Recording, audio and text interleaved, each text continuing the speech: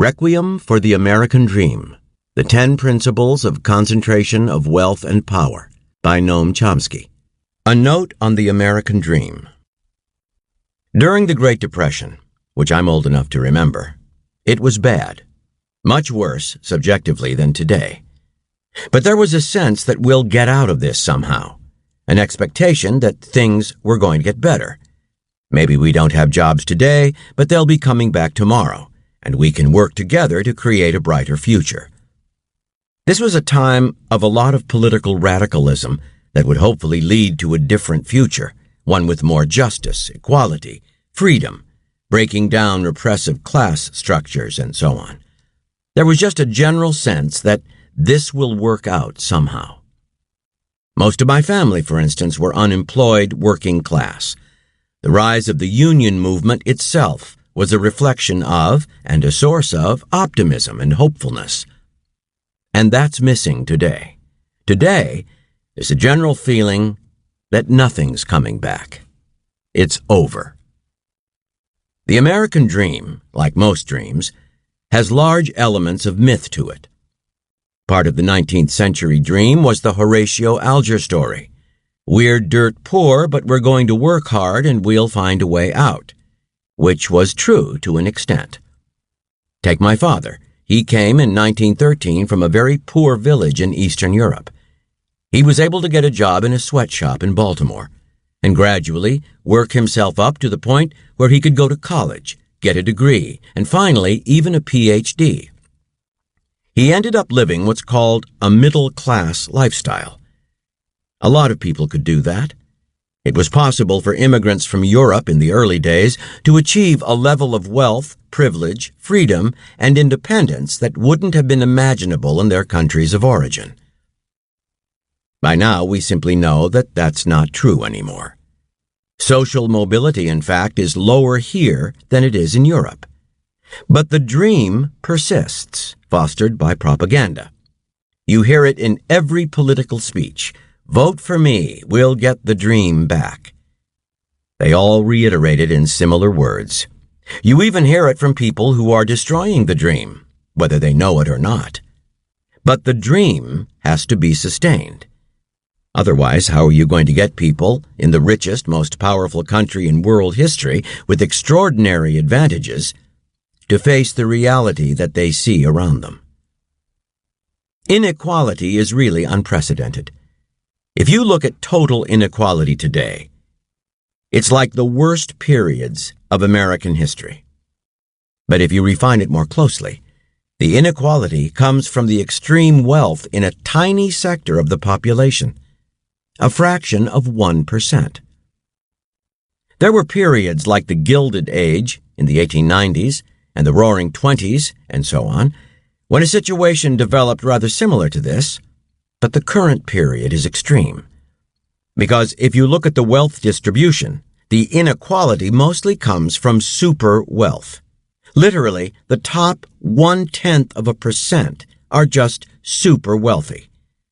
This is the result of over 30 years of a shift in social and economic policy.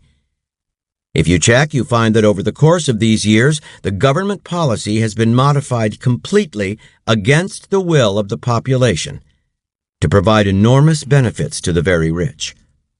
And for most of the population, the majority, real incomes have almost stagnated for over 30 years. The middle class, in that sense, that unique American sense, is under severe attack. A significant part of the American dream is class mobility. You're born poor, you work hard, you get rich. The idea that it is possible for everyone to get a decent job, buy a home, get a car, have their children go to school, it's all collapsed.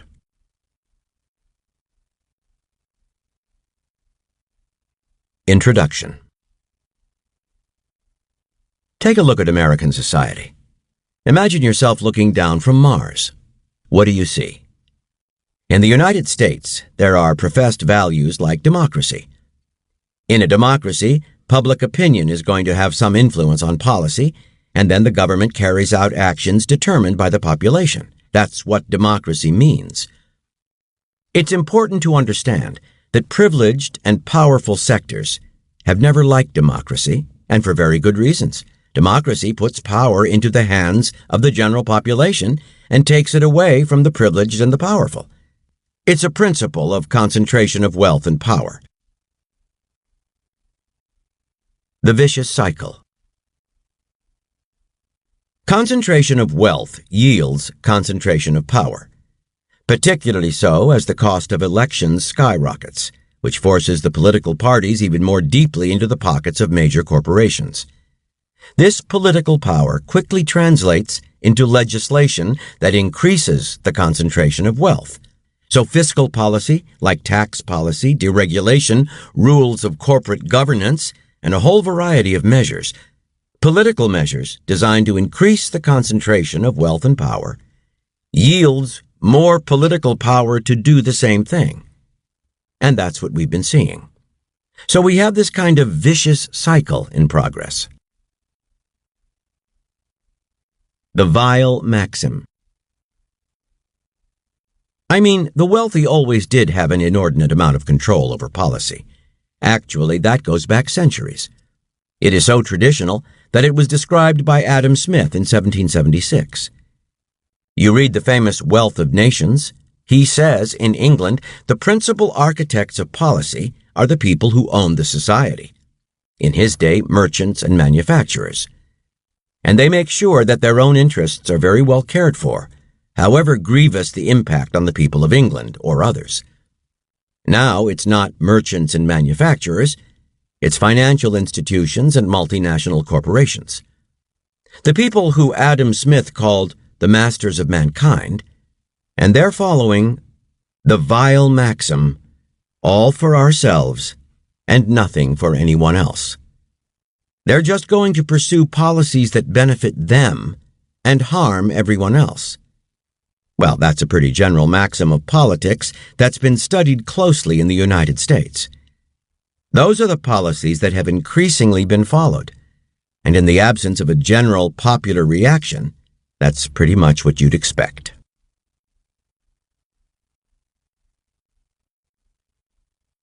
Principle number 1.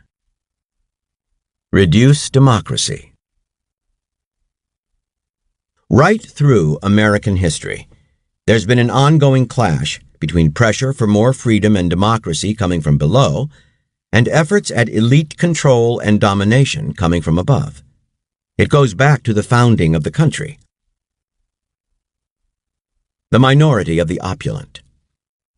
James Madison, the main framer of the Constitution, who was as much of a believer in democracy as almost anybody in the world in that day, nevertheless felt that the United States system should be designed, and indeed with his initiative was designed, so that power rests in the hands of the wealthy, because the wealthy are the more responsible set of men, those who have the public interest at heart, not just parochial interests.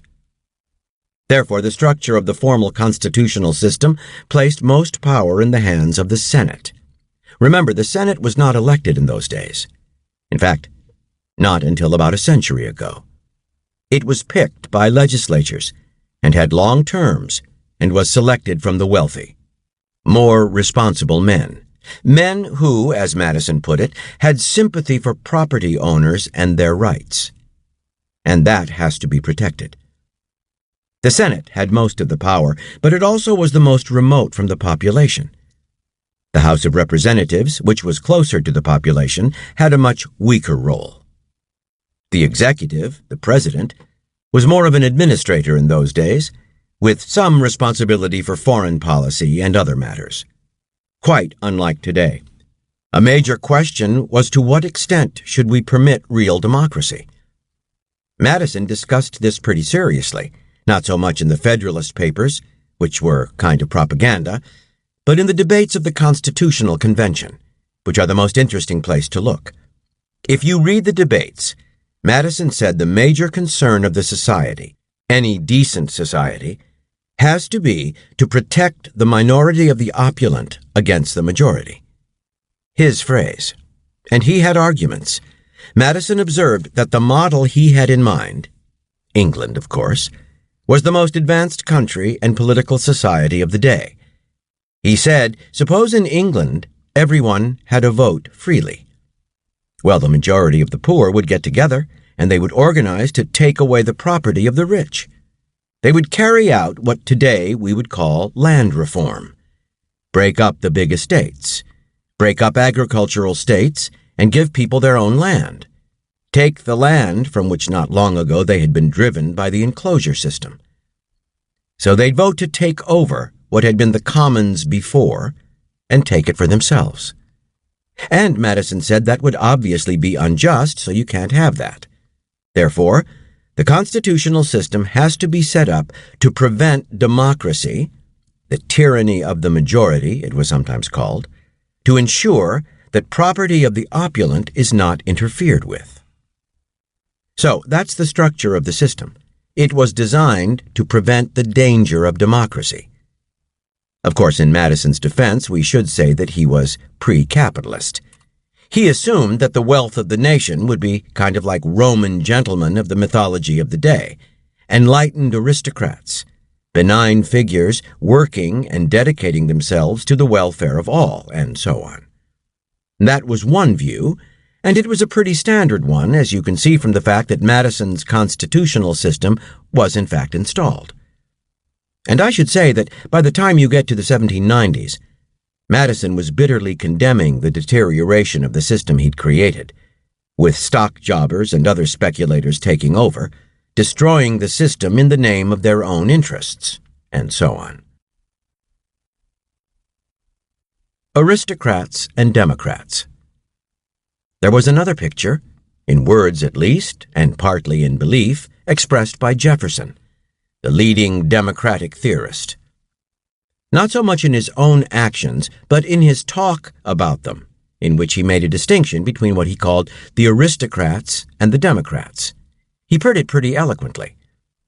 Basically, the idea of the aristocrats is that power has to be vested in a special class of particularly distinguished and privileged people who will make the decisions and do the right thing. The Democrats believe that power should be in the hands of the population. Ultimately, they are the repository of decision-making and also, ultimately, of sensible action.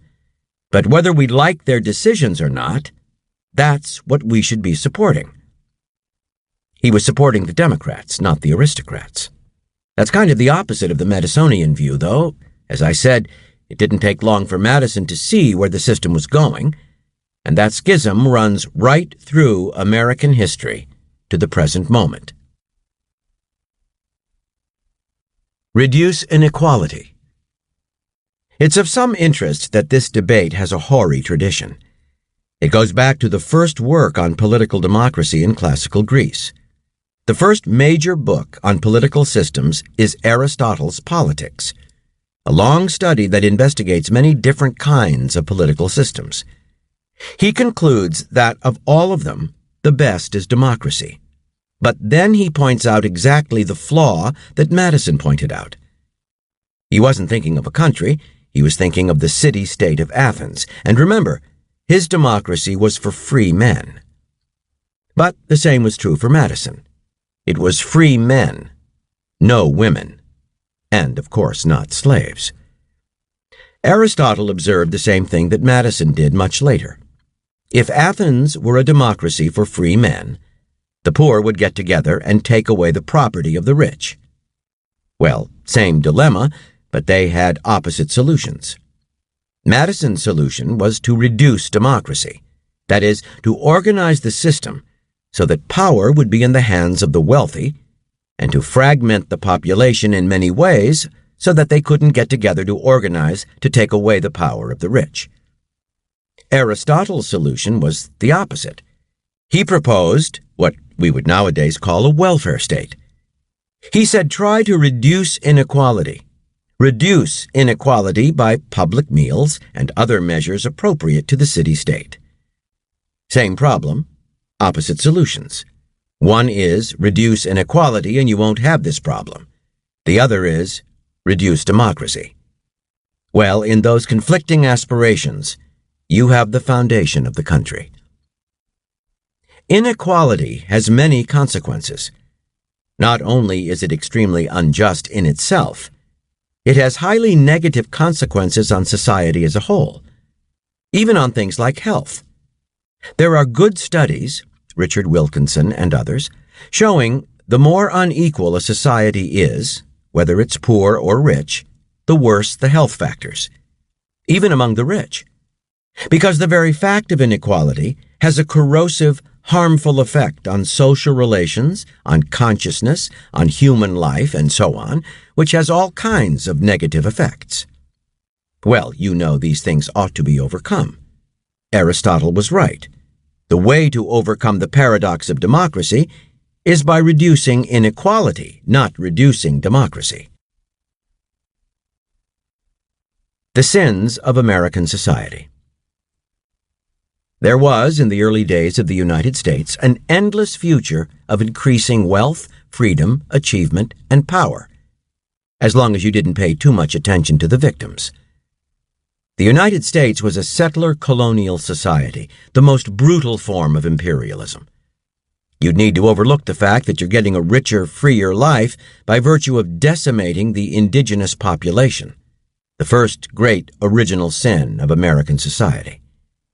And massive slavery of another segment of the society, the second great sin. We're still living with the effects of both of them. And then, overlook bitterly exploited labor, overseas conquests, and so on. Just overlook those small details, and then there's a certain truth to our ideals.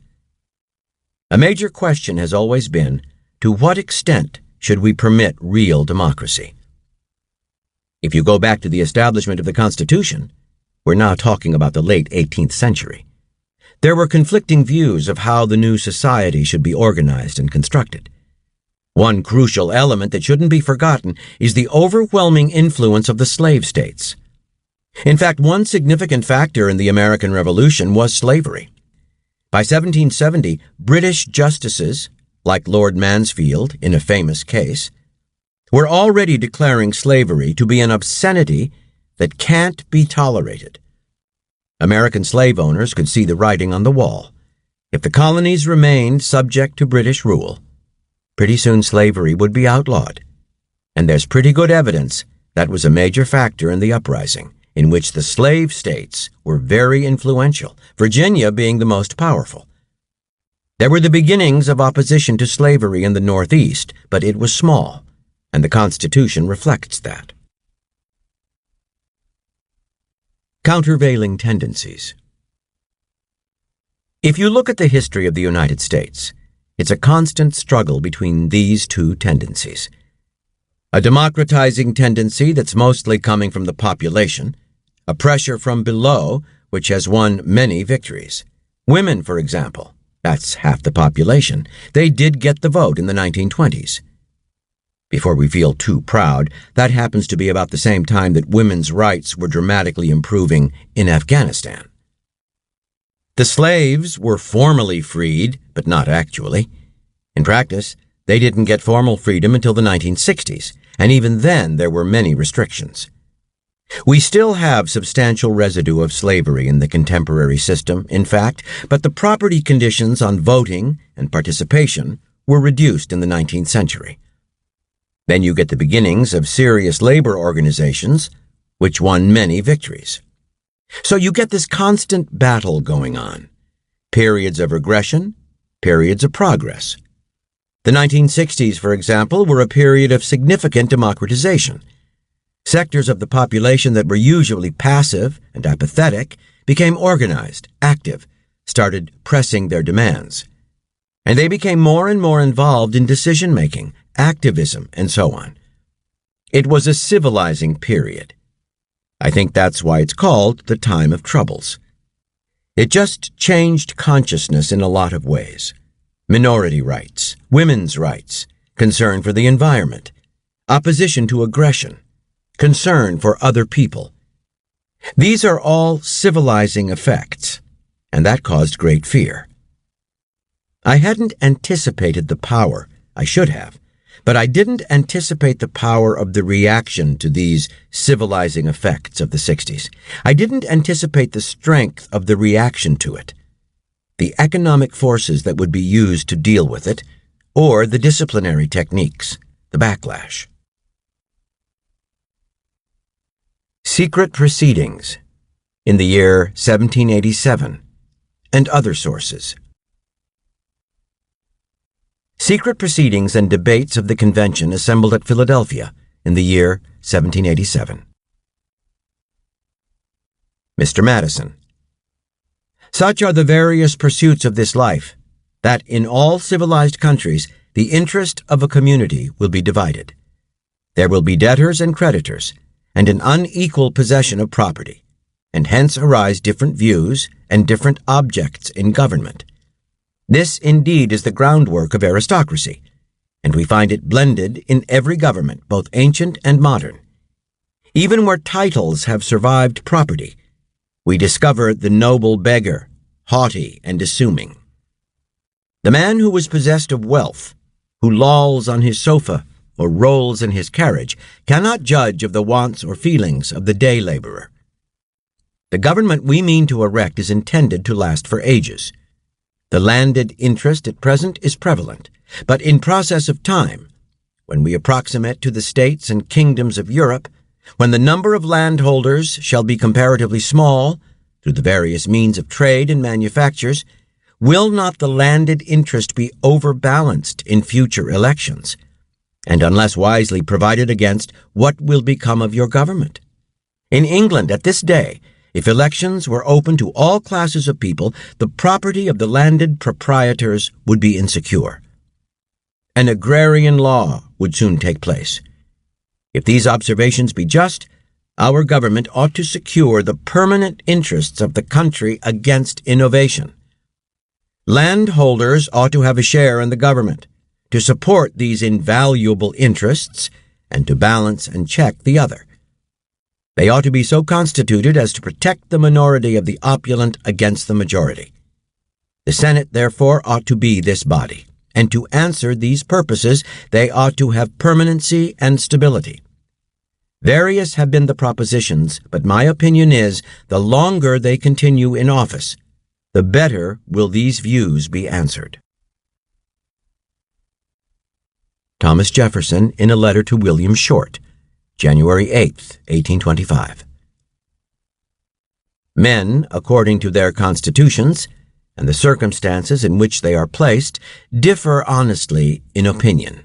Some are Whigs, Liberals, Democrats, call them what you please.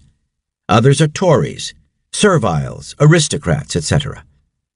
The latter fear the people and wish to transfer all power to the higher classes of society. The former consider the people as the safest depository of power. In the ultimate, they cherish them, therefore, and wish to leave in them all the powers to the exercise of which they are competent. This is the division of sentiment now existing in the U.S. Aristotle's Politics, Book 3, Chapter 8. The real difference between democracy and oligarchy is between poverty and wealth. Wherever the rulers, whether they be a minority or a majority, owe their power to wealth, that is an oligarchy. Wherever the poor rule, that is a democracy. Usually where the rulers hold power by wealth, they are few. But where the poor rule, they are many, because few men are rich, but all are free, if they are citizens in a city-state, and wealth and freedom are the grounds on which the two groups lay claim to government. Democracy is not necessarily only wherever the multitude has authority. Oligarchy is not necessarily wherever a minority has power over the system of government. If the majority of a city-state were wealthy and had authority, nobody would call it a democracy, just as if a small group of poor men had control over a larger, rich population, nobody would call it an oligarchy. Rather, democracy is when every free citizen has authority, and oligarchy is when the rich have it. Democracy is when there is a majority of free, poor men who have authority to rule, while oligarchy is when it is in the hands of the wealthy and well-born who are a minority. Aristotle's Politics, Book 6, Chapter 5. Poverty is the cause of the defects of democracy. That is the reason why measures should be taken to ensure a permanent level of prosperity. This is in the interest of all classes, including the prosperous themselves.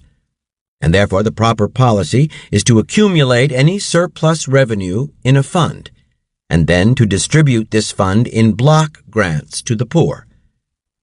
The ideal method of distribution, if a sufficient fund can be accumulated, is to make such grants sufficient for the purchase of a plot of land. Failing that, they should be large enough to start men in commerce or agriculture. Somerset v. Stewart. English Court of King's Bench, May 14, 1772. Opinion delivered by Lord Mansfield. The state of slavery is of such a nature that it is incapable of now being introduced by courts of justice upon mere reasoning or inferences from any principles, natural or political. It must take its rise from positive law. The origin of it can in no country or age be traced back to any other source. Immemorial usage preserves the memory of positive law long after all traces of the occasion. Reason, authority, and time of its introduction are lost. And in a case so odious as the condition of slaves must be taken strictly, the power claimed by this return was never in use here. No master ever was allowed here to take a slave by force to be sold abroad because he had deserted from his service, or for any other reason whatever. We cannot say the cause set forth by this return is allowed or approved of by the laws of this kingdom. Therefore, the black must be discharged. Malcolm X's Democracy is Hypocrisy speech, 1960. What kind of social or political system is it when a black man has no voice in court? Has nothing on his side other than what the white man chooses to give you? My brothers and sisters, we have to put a stop to this, and it will never be stopped until we stop it ourselves. They attack the victim, and then the criminal who attacked the victim accuses the victim of attacking him. This is American justice. This is American democracy. And those of you who are familiar with it know that in America, democracy is hypocrisy. Now, if I'm wrong, put me in jail. But if you can't prove that in America democracy is not hypocrisy, then don't put your hands on me. Democracy is hypocrisy. If democracy means freedom, why aren't our people free? If democracy means justice, why don't we have justice? If democracy means equality, then why don't we have equality? 20 million black people in this country have been like boys in the white man's house. He even calls us boys. Don't care how big you get, he calls you boy. You can be a professor. To him, you're just another boy. Martin Luther King Jr.'s Where Do We Go From Here speech, August 16, 1967. I want to say to you, as I move to my conclusion, as we talk about where do we go from here, that we honestly face the fact that the movement must address itself to the question of restructuring the whole of American society. There are 40 million poor people here. And one day we must ask the question, why are there 40 million poor people in America? And when you begin to ask that question, you are raising questions about the economic system, about a broader distribution of wealth. When you ask that question, you begin to question the capitalistic economy. And I'm simply saying that more and more, we've got to begin to ask questions about the whole society. We are called upon to help the discouraged beggars in life's marketplace. But one day we must come to see that an edifice which produces beggars needs restructuring. It means that questions must be raised. You see, my friends, when you deal with this, you begin to ask the question, who owns the oil? You begin to ask the question, who owns the iron ore? Gaylord Nelson's Earth Day speech, April 22nd, 1970.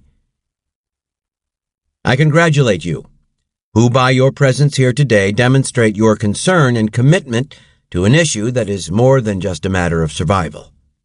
How we survive is the critical question. Earth Day is dramatic evidence of a broad, new national concern that cuts across generations and ideologies. It may be symbolic of a new communication between young and old about our values and priorities. Take advantage of this broad new agreement. Don't drop out of it. Pull together a new national coalition whose objective is to put gross national quality on a par with gross national product. Campaign nationwide to elect an Ecology Congress as the 92nd Congress, a Congress that will build bridges between our citizens and between man and nature's systems, instead of building more highways and dams and new weapons systems that escalate the arms race.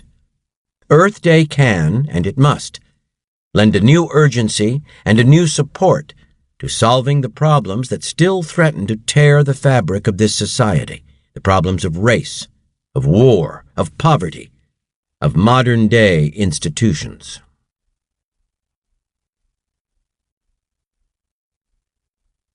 Principle number 2. Shape ideology.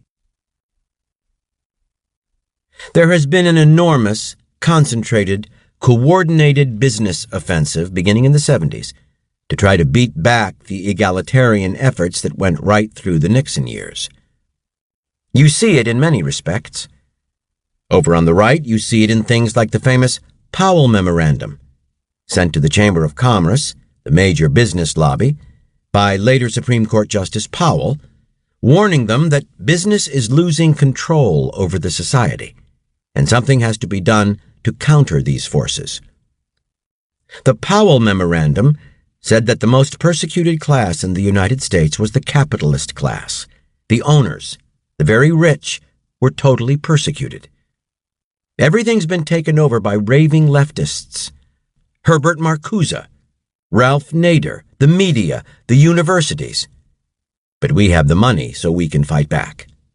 And what we have to do is use our economic power to save what he would call freedom, meaning our power. Of course, he puts it in terms of a defense, defending ourselves against an outside power. But if you look at it, it's a call for business to use its control over resources to carry out a major offensive to beat back this democratizing wave. Excess of democracy. At the liberal international end, there was pretty much the same reaction. The first major report of the Trilateral Commission is concerned with this. It's called The Crisis of Democracy. The Trilateral Commission is liberal internationalists from the three major industrial capitalist entities, Europe, Japan, North America. The complexion of it is illustrated by the fact that the Carter administration was drawn almost completely from their ranks. So that's the opposite extreme within the political spectrum. Now, they were also appalled by the democratizing tendencies of the 60s and thought, we have to react to it. They were concerned that there was an excess of democracy developing. Previously passive and obedient parts of the population, women, young people, old people, working people, what were sometimes called the special interests, were beginning to organize and try to enter the political arena. They said that imposes too much pressure on the system. It can't deal with all these pressures. So, therefore, they have to return to passivity and become depoliticized. They were particularly concerned with what was happening to young people, who were in the forefront of what was happening in the 60s. The young people are getting too free and independent. The way they put it, There's a failure on the part of the schools, the universities, the churches, the institutions responsible for the indoctrination of the young. Their phrase, not mine. We have to have what they called more moderation in democracy, and then things will be fine. The Trilateral Commission liberals went on to offer measures to reinstitute better indoctrination to control the press, drive people back into passivity and apathy, and let the right kind of society develop. Across this spectrum, you have various proposals they've implemented, and the changes in the economy that have been orchestrated helped provide means to carry out these measures. Education and indoctrination. It's hard to establish direct cause-effect relationships, but it's pretty hard not to see the general tendencies. So take, say, indoctrination of the young. From the early 70s, you begin to see a number of processes underway to control college students. If you remember that time, right after the invasion of Cambodia, country was blowing up. The colleges were closed. People were marching on Washington, and so on.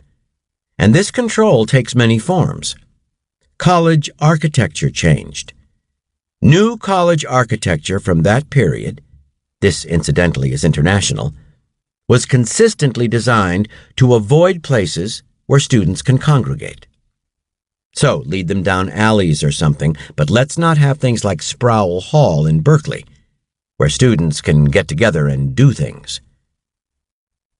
Since the 70s, college tuitions have started to climb, by now to ridiculous levels. Again, I don't think we have documents to show that this was specifically planned, but you can see the consequences. For one thing, it deprives large parts of the population of the option of higher education. But even those who are able to go through it, most of them end up trapped by debt. If a student comes out of college with $100,000 in debt, they're trapped. There are very few options they can pursue, and the debt is structured so that they can't pay it. You can't go bankrupt. It's not like a business debt or a personal debt. It's hanging over your head for the rest of your life. They can garnish your Social Security. So you've got to devote yourself to subordination to power. Pretty much the same thing is happening in K through 12. The tendency in K through 12 is reducing education to mechanical skills and undermining creativity and independence, both on the part of teachers and students. That's what teaching to the test is. No child left behind. Race to the top.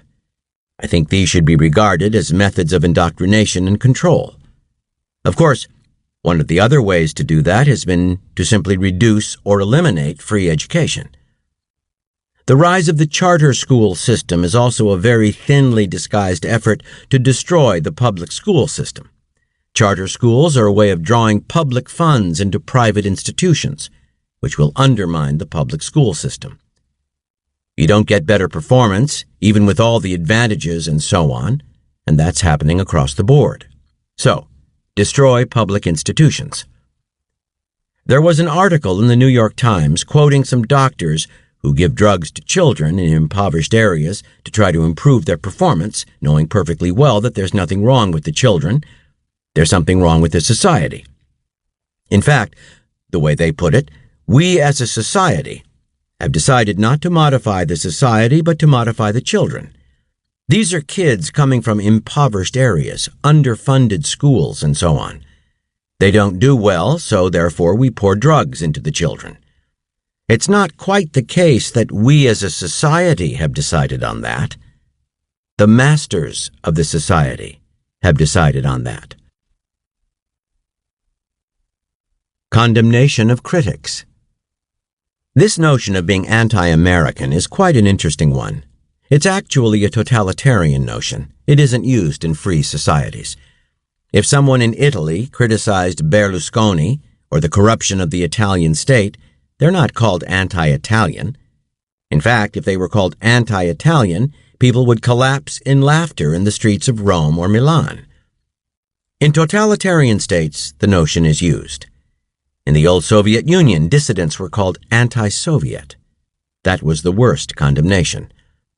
In the Brazilian military dictatorship, they were called anti-Brazilian.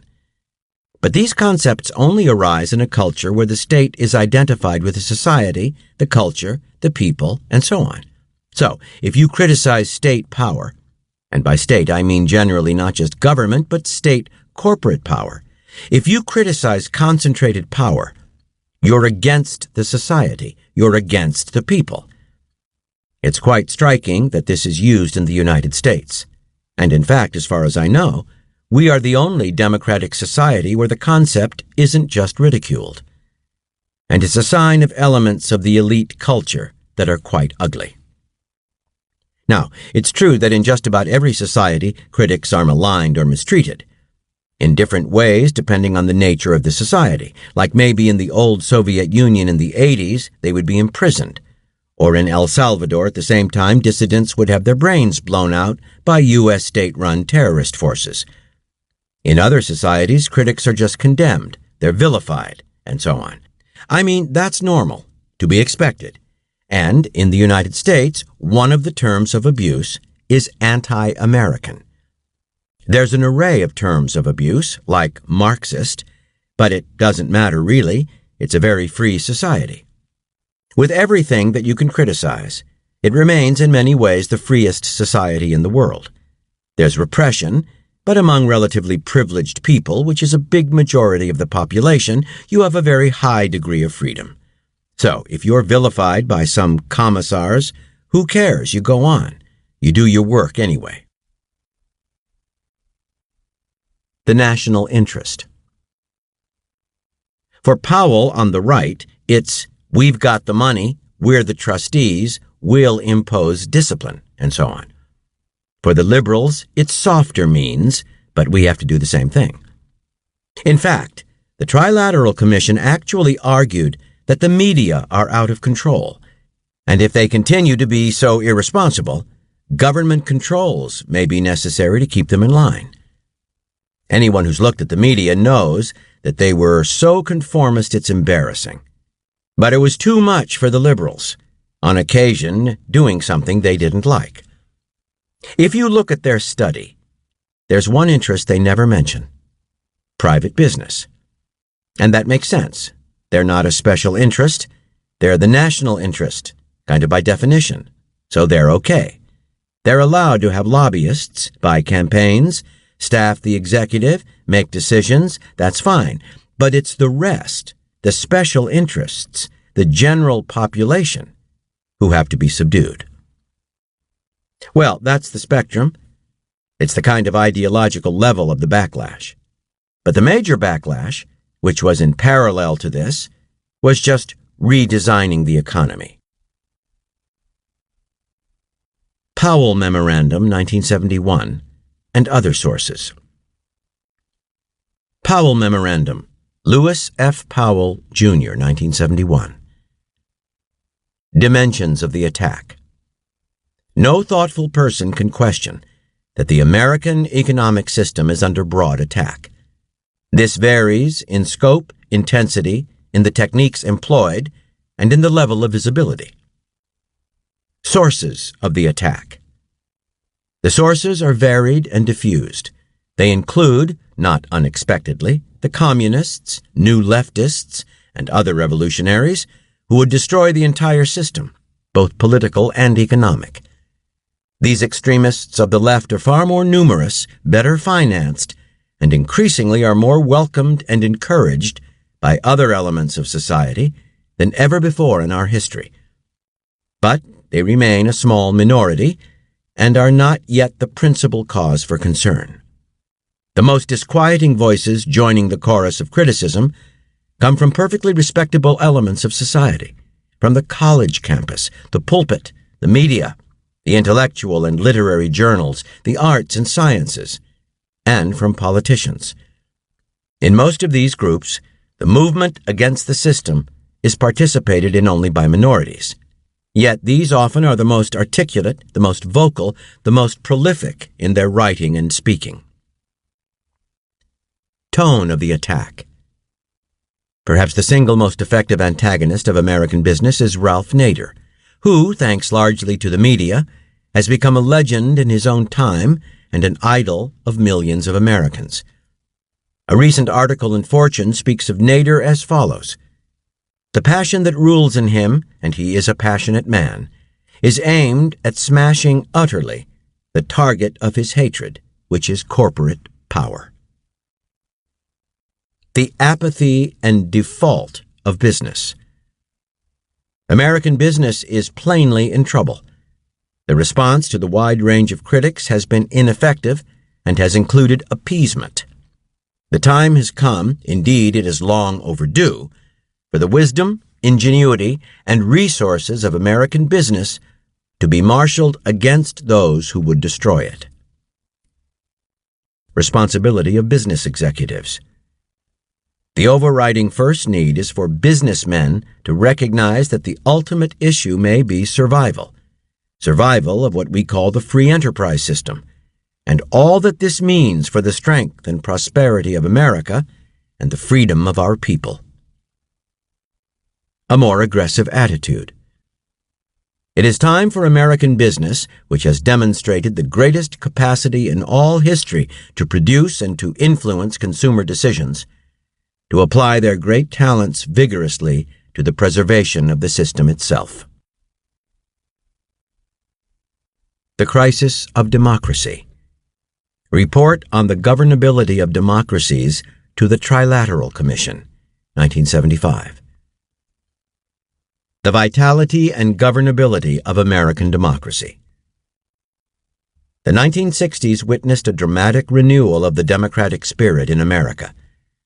The predominant trends of that decade involved the challenging of the authority of established political, social, and economic institutions, increased popular participation in and control over those institutions, a reaction against the concentration of power in the executive branch of the federal government and in favor of the reassertion of the power of Congress and of state and local government, renewed commitment to the idea of equality on the part of intellectuals and other elites, the emergence of public interest lobbying groups, increased concern for the rights of and provision of opportunities for minorities and women to participate in the polity and economy, and a pervasive criticism of those who possessed, or were even thought to possess, excessive power or wealth. The spirit of protest, the spirit of equality, the impulse to expose and correct inequities were abroad in the land.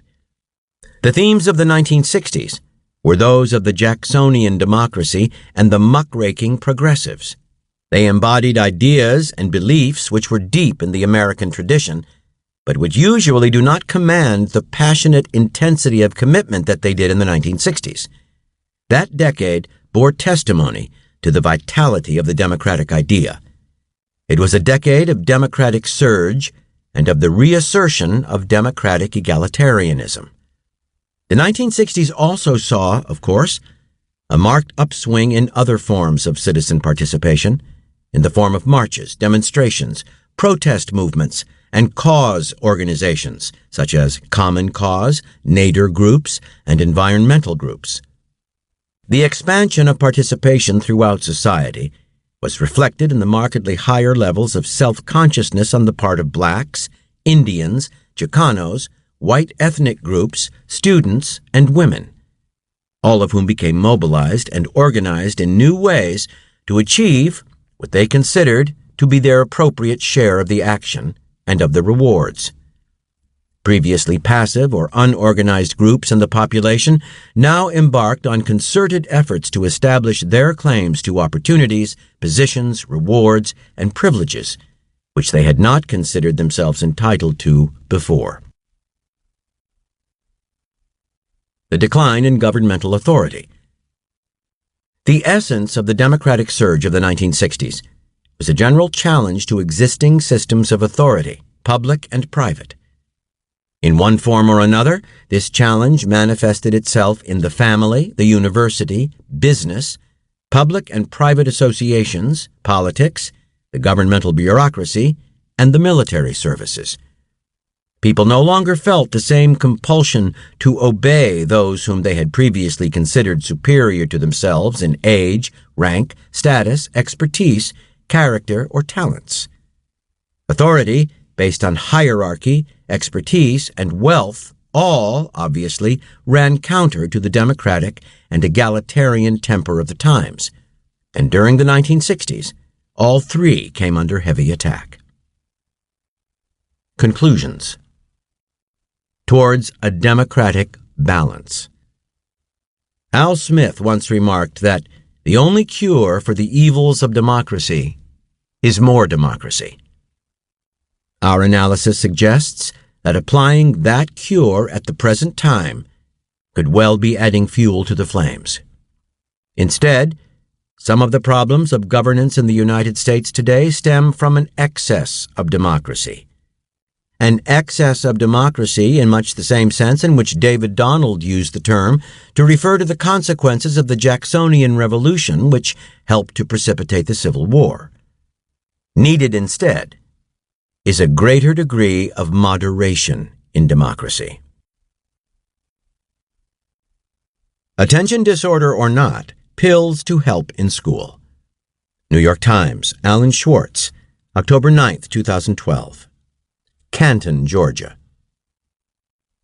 When Dr. Michael Anderson hears about his low-income patients struggling in elementary school, he usually gives them a taste of some powerful medicine.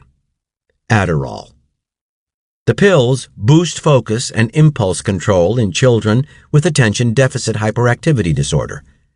Although ADHD is the diagnosis Dr. Anderson makes, he calls the disorder made up and an excuse to prescribe the pills to treat what he considers the children's true ill, poor academic performance in inadequate schools.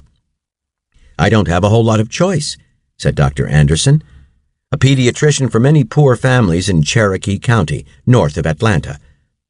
"We've decided as a society that it's too expensive to modify the kid's environment, so we have to modify the kid." Dr. Anderson is one of the more outspoken proponents of an idea that is gaining interest among some physicians. They are prescribing stimulants to struggling students in schools starved of extra money, not to treat ADHD necessarily, but to boost their academic performance. It is not yet clear whether Dr. Anderson is representative of a widening trend, but some experts note that as wealthy students abuse stimulants to raise already good grades in colleges and high schools, the medications are being used on low-income elementary school children with faltering grades and parents eager to see them succeed. We as a society have been unwilling to invest in very effective non-pharmaceutical interventions for these children and their families, said Dr. Ramesh Raghavan, a child mental health services researcher at Washington University in St. Louis and an expert in prescription drug use among low-income children. "We are effectively forcing local community psychiatrists to use the only tool at their disposal, which is psychotropic medications."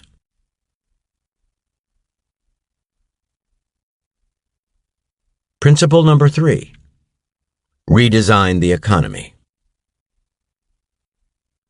Since the 1970s, there's been a concerted effort on the part of the masters of mankind, the owners of the society, to shift the economy in two crucial respects. One, to increase the role of financial institutions, banks, investment firms, insurance companies, and so on. By 2007, right before the latest crash, they had literally 40% of corporate profits, far beyond anything in the past. The role of financial institutions. Back in the 1950s, as for many years before, the United States economy was based largely on production. The United States was the great manufacturing center of the world. Financial institutions used to be a relatively small part of the economy, and their task was to distribute unused assets, like bank savings, to productive activity. That's a contribution to the economy. A regulatory system was established. Banks were regulated. The commercial and investment banks were separated and cut back their risky investment practices that could harm private people. There had been, remember, no financial crashes during the period of New Deal regulation. By the 1970s, that changed. Up until the early 1970s, there was an international economic system, established by the victors in World War II, the United States and Britain. Harry Dexter White for the United States and John Maynard Keynes for Britain. It was called the Bretton Woods system and based pretty much on regulation of capital, so currencies were regulated relative to the dollar, which was linked to gold. Now, there is very little currency speculation because there's no room for it. The International Monetary Fund was permitting, even supporting, government controls on the export of capital. The World Bank was financing state-run development projects. That was in the 50s and 60s. But by the 1970s, that was dismantled, completely dismantled. Controls on currencies were removed, which led, predictably, to immediate sharp increase in speculation against currency. Financialization. At the same time, the rate of profit on industrial production was declining. There was still plenty of profit, but the rate was declining. So you started getting a huge increase in the flows of speculative capital, an astronomical increase, and enormous changes in the financial sector from traditional banks to risky investments, complex financial instruments, money manipulations, and so on. Increasingly, the business of the country isn't production, at least not here. You can even see it in the choice of directors. The head of a major American corporation back in the 50s and 60s was very likely to be an engineer, someone who graduated from a place like MIT, maybe industrial management. There was a sense in the ownership and management class that they'd better attend to the nature of the society, that this was their workforce, this was their market, and they had to look forward to the future of their own corporation. That's less and less true. More recently, the directorship and the top managerial positions are people who came out of business schools, learned financial trickery of various kinds, and so on. And it's changed the attitude of the corporation and of the leadership to the firm. There's less loyalty to the firm and more loyalty to oneself. The way to get ahead now in a major firm is to show the good results in the next quarter. That's not the long-term future of the firm. It's what you can get out of the next quarter. And that also determines your salary and bonuses and so on. So, if business practices can be designed to make short-term profits, and you can make a ton of money, and it crashes, you leave. And you've got the money and the golden parachute. That's changed the nature of the way firms are treated very significantly. By the 1980s, say, General Electric could make more profit playing games with money than it could by producing in the United States. You have to remember that General Electric is substantially a financial institution today. It makes half its profits just by moving money around in complicated ways. It's very unclear that they're doing anything that's of value to the economy. So what happened was a sharp increase in the role of finance in the economy and a corresponding decline in domestic production. That's one phenomenon, what's called financialization of the economy. Going along with that is the offshoring of production. Offshoring. There's been a conscious decision to hollow out the productive capacity of the country by shifting production to places where there's cheaper labor, no health and safety standards, no environmental conditions, etc. Northern Mexico, China, Vietnam, and so on. Producers are still making plenty of money, but they're producing elsewhere.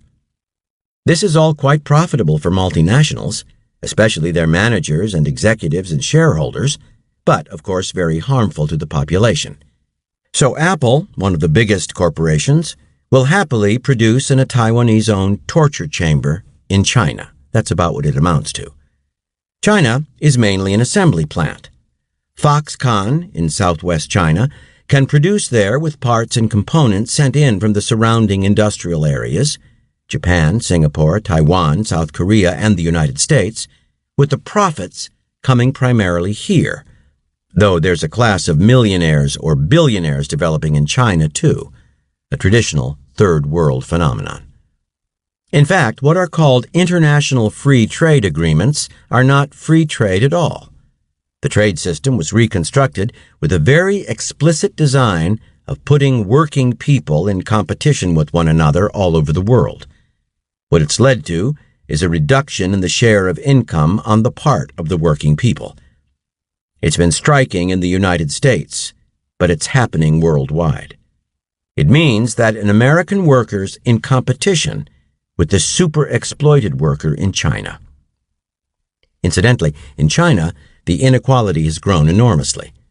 China and the United States are two of the most extreme in this respect. There are plenty of labor struggles in China trying to overcome this, but it's a very harsh regime. It's hard to do, but something's happening, and that's global. What the United States is exporting are operative values, the concentration of wealth, tax on working people, deprivation of rights, exploitation, and so on. That's what's being exported in the real world. It's kind of an automatic consequence of designing trade systems to protect the rich and privileged. In the manufacturing sector in the United States, unemployment has recently been at the level of the Great Depression, but with a fundamental difference. Those jobs aren't coming back, at least not under current programs. Those manufacturing jobs are not going to come back unless social policy changes, because those who run the society, the masters of mankind, to once again borrow Adam Smith's phrase, they have different plans. They aren't interested in having large-scale manufacturing come back to the United States because they can make more profit by exploiting super-cheap labor with no environmental constraints elsewhere. Meanwhile, highly paid professionals are protected. They're not placed in competition with the rest of the world. Far from it. And, of course, capital is free to move. Workers aren't free to move. Labor can't move, but capital can. Again, going back to the classic authors like Adam Smith, as he pointed out, free circulation of labor is the foundation of any free trade system, but workers are pretty much stuck. The wealthy and the privileged are protected, so you get obvious consequences. And they're recognized, and, in fact, praised. Worker insecurity. Policy is designed to increase insecurity. Alan Greenspan, when he testified to Congress, he explained his success in running the economy as based on what he called greater worker insecurity. Keep workers insecure, they're going to be under control. They are not going to ask for decent wages or decent working conditions or the opportunity of free association, meaning to unionize. If you can keep workers insecure, they're not going to ask for too much. They'll just be delighted. They won't even care if they have to have rotten jobs. They won't ask for decent wages. They won't ask for decent working conditions. They won't ask for benefits. And by some theory, that's considered a healthy economy. The way that people in the U.S. have been able to maintain their lifestyles in the last 30 years of stagnation is, first of all, by higher working hours. American working hours are now way beyond Europe's. Benefits have declined. People are kind of getting by with debt. When you have growing worker insecurity, people go deeper and deeper into debt to try to keep going. Borrowing, buying worthless assets, inflated housing prices, all giving the illusion of wealth that you could use for consumption, for a nest egg for the future, education for your children. Of course, that can't go on. The U.S. now has much higher working hours than comparable countries, and that has a disciplinary effect.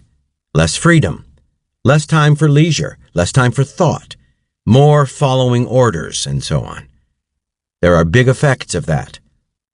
Now you see 2 adults in the family in the workforce, and families are collapsing because there are no public services as there are in comparable countries. If current social and economic tendencies continue, Our grandchildren will increasingly be managers and executives sending jobs out to Southwest China. In these professional sectors, there are going to be opportunities. But for the mass of the population, it's essentially service work. You work at McDonald's. Now, for the masters of mankind, that's fine. They make their profits. But for the population, it's devastating. These two processes, financialization and offshoring, are part of what leads to the vicious cycle of concentration of wealth and concentration of power. Producers are still making plenty of money, but they're elsewhere. The major American corporations are getting most of their profit from abroad, and that creates all sorts of opportunities to shift the burden of sustaining the society onto the rest of the population. The counterforce. Now, there have been efforts to restore some form of regulatory measures like Dodd-Frank, but the business world has lobbied very hard to create exceptions, so that much of the shadow banking system has been exempted from regulation by lobbyist pressure. And there's going to be constant pressure, we can be certain of it, from systems of power to prevent any constraint on expanding their power and the profit. And the only counterforce is you. To the extent that the public fights back, effective systems can be created, not only to regulate the big banks, but to insist they demonstrate their legitimacy. And that challenge should be imposed on the institutions of the financial system very broadly. That's another task for an organized, committed, dedicated population, not just to regulate them, but to ask why they're there. Remember, it's not a law of nature that the United States doesn't have a manufacturing industry. Why should management make those decisions? Why shouldn't those decisions be in the hands of what are called stakeholders, the workforce and the community? Why shouldn't they decide what happens to the steel industry? Why shouldn't they run the steel industry? These are very concrete questions. In fact, we're constantly seeing cases where, if there were enough popular mobilization and activism, we would have a productive industry manufacturing the right things. I'll mention one striking example. After the housing bubble and the financial crash, as you remember, the government pretty much took over the auto industry. It was virtually nationalized and in government hands. That meant popular hands. That meant there were choices that the public could have made. If there had been an organized, active public, there would have been choices that people like us could have made about what to do with the auto industry. Well, unfortunately, there wasn't that active mobilization and organization, so what was done was the natural thing that benefits the powerful. The industry was pretty much a taxpayer expense and returned to essentially the same owners. Some different faces, but the same banks, the same institutions, and so on. And it went on producing what it had been producing: automobiles. There was another possibility. The industry could have been handed over to the workforce and the communities, and they could have made a democratic decision about what to do. And maybe their decision, I would at least hope that their decision, would have been to produce what the country desperately needs, which is not more cars on the street, but efficient mass transportation for our own benefit and for the benefit of our grandchildren. If they're going to have a world to survive in, it's not going to be through automobiles. It's going to be through efficient forms of transportation. Retooling it wouldn't have been that expensive, and it would have been beneficial to them, beneficial to us, beneficial to the future. That was a possibility. And things like that are happening all the time, constantly. This is one of the few countries, certainly one of the few developed societies, that doesn't have high-speed transportation. You can take a high-speed train from Beijing to Kazakhstan, but not from New York to Boston. In Boston, where I live, many people literally spend 3 or 4 hours a day just commuting. That's crazy, wasted time. All of this could be overcome by a rational mass transportation system, which would also contribute significantly to solving the major problem we face, namely environmental destruction. So that's one kind of thing that could be done. but there are many others, large and small. So there's no reason why production in the United States can't be for the benefit of the people, of the workforce in the United States, the consumers in the United States, and the future of the world. It can be done. An end to the focus on short-term urged. 2009 and other sources. An end to the focus on short-term urged. Wall Street Journal. Justin Lahart, September 9th, 2009. Investors, corporate boards, and managers' focus on short-term gain has become so detrimental to the economy that unless they voluntarily change their behavior, regulators should step in, according to an Aspen Institute statement to be released Wednesday that is signed by Berkshire Hathaway Chief Executive Officer Warren Buffett, Vanguard Group founder John Bogle, and former International Business Machine CEO Louis Gerstner, among others. We believe that short-term objectives have eroded faith in corporations, continuing to be the foundation of the American free enterprise system, which has been, in turn, the foundation of our economy, said the statement, signed by 28 high-profile managers, investors, academics, and others. Over the past several decades, investors have become increasingly focused on the short term, trading more and more frequently.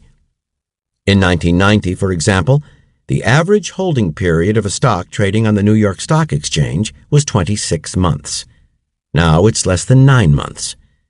At the same time, companies have become more focused on the short term as well, with managers concentrating on hitting near-term targets, such as analysts' quarterly earnings estimates, and as a result often forgoing measures that promote long-term growth, such as research and development, or even routine maintenance. An inquiry into the nature and causes of the wealth of nations. Adam Smith, 1776. The policy of Europe, by not leaving things at perfect liberty, occasions other inequalities of much greater importance. It does this chiefly in the three following ways. First, by restraining the competition in some employments to a smaller number than would otherwise be disposed to enter into them.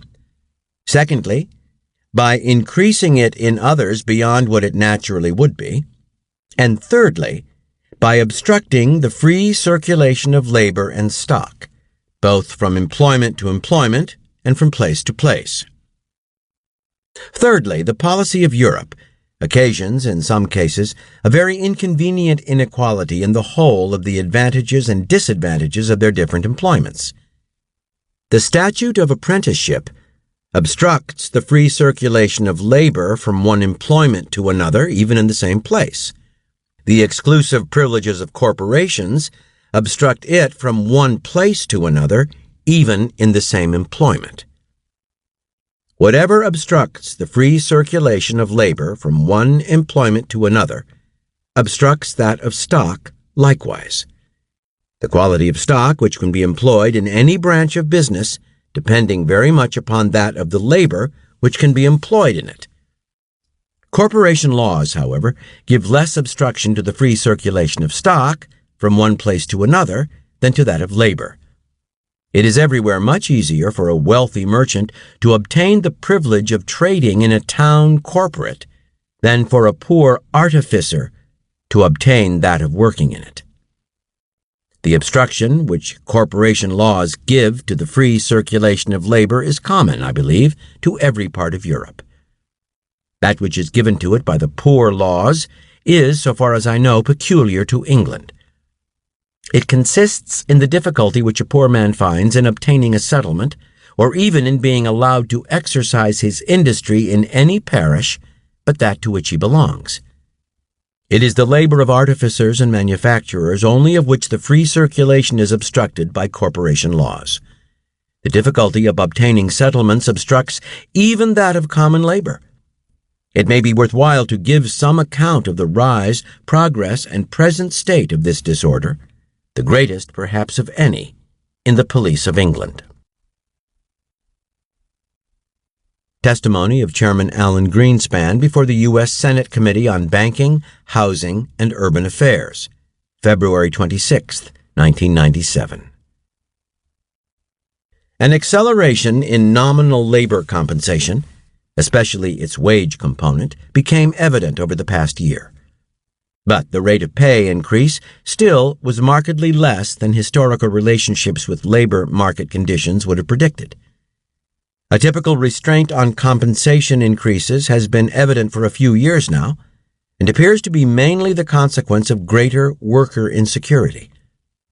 In 1991, at the bottom of the recession, a survey of workers at large firms by International Survey Research Corporation indicated that 25% feared being laid off. In 1996, the same survey organization found that 46% were fearful of a job layoff. The reluctance of workers to leave their jobs to seek other employment as the labor market tightened has provided further evidence of such concern, as has the tendency toward longer labor union contracts. For many decades, contracts rarely exceeded 3 years. Today, one can point to 5- and 6-year contracts that are commonly characterized by an emphasis on job security and that involve only modest wage increases. The low level of work stoppages in recent years also attests to concern about job security. Thus, the willingness of workers in recent years to trade off smaller increases in wages for greater job security seems to be reasonably well documented.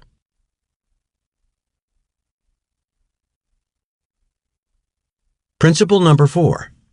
Shift the burden.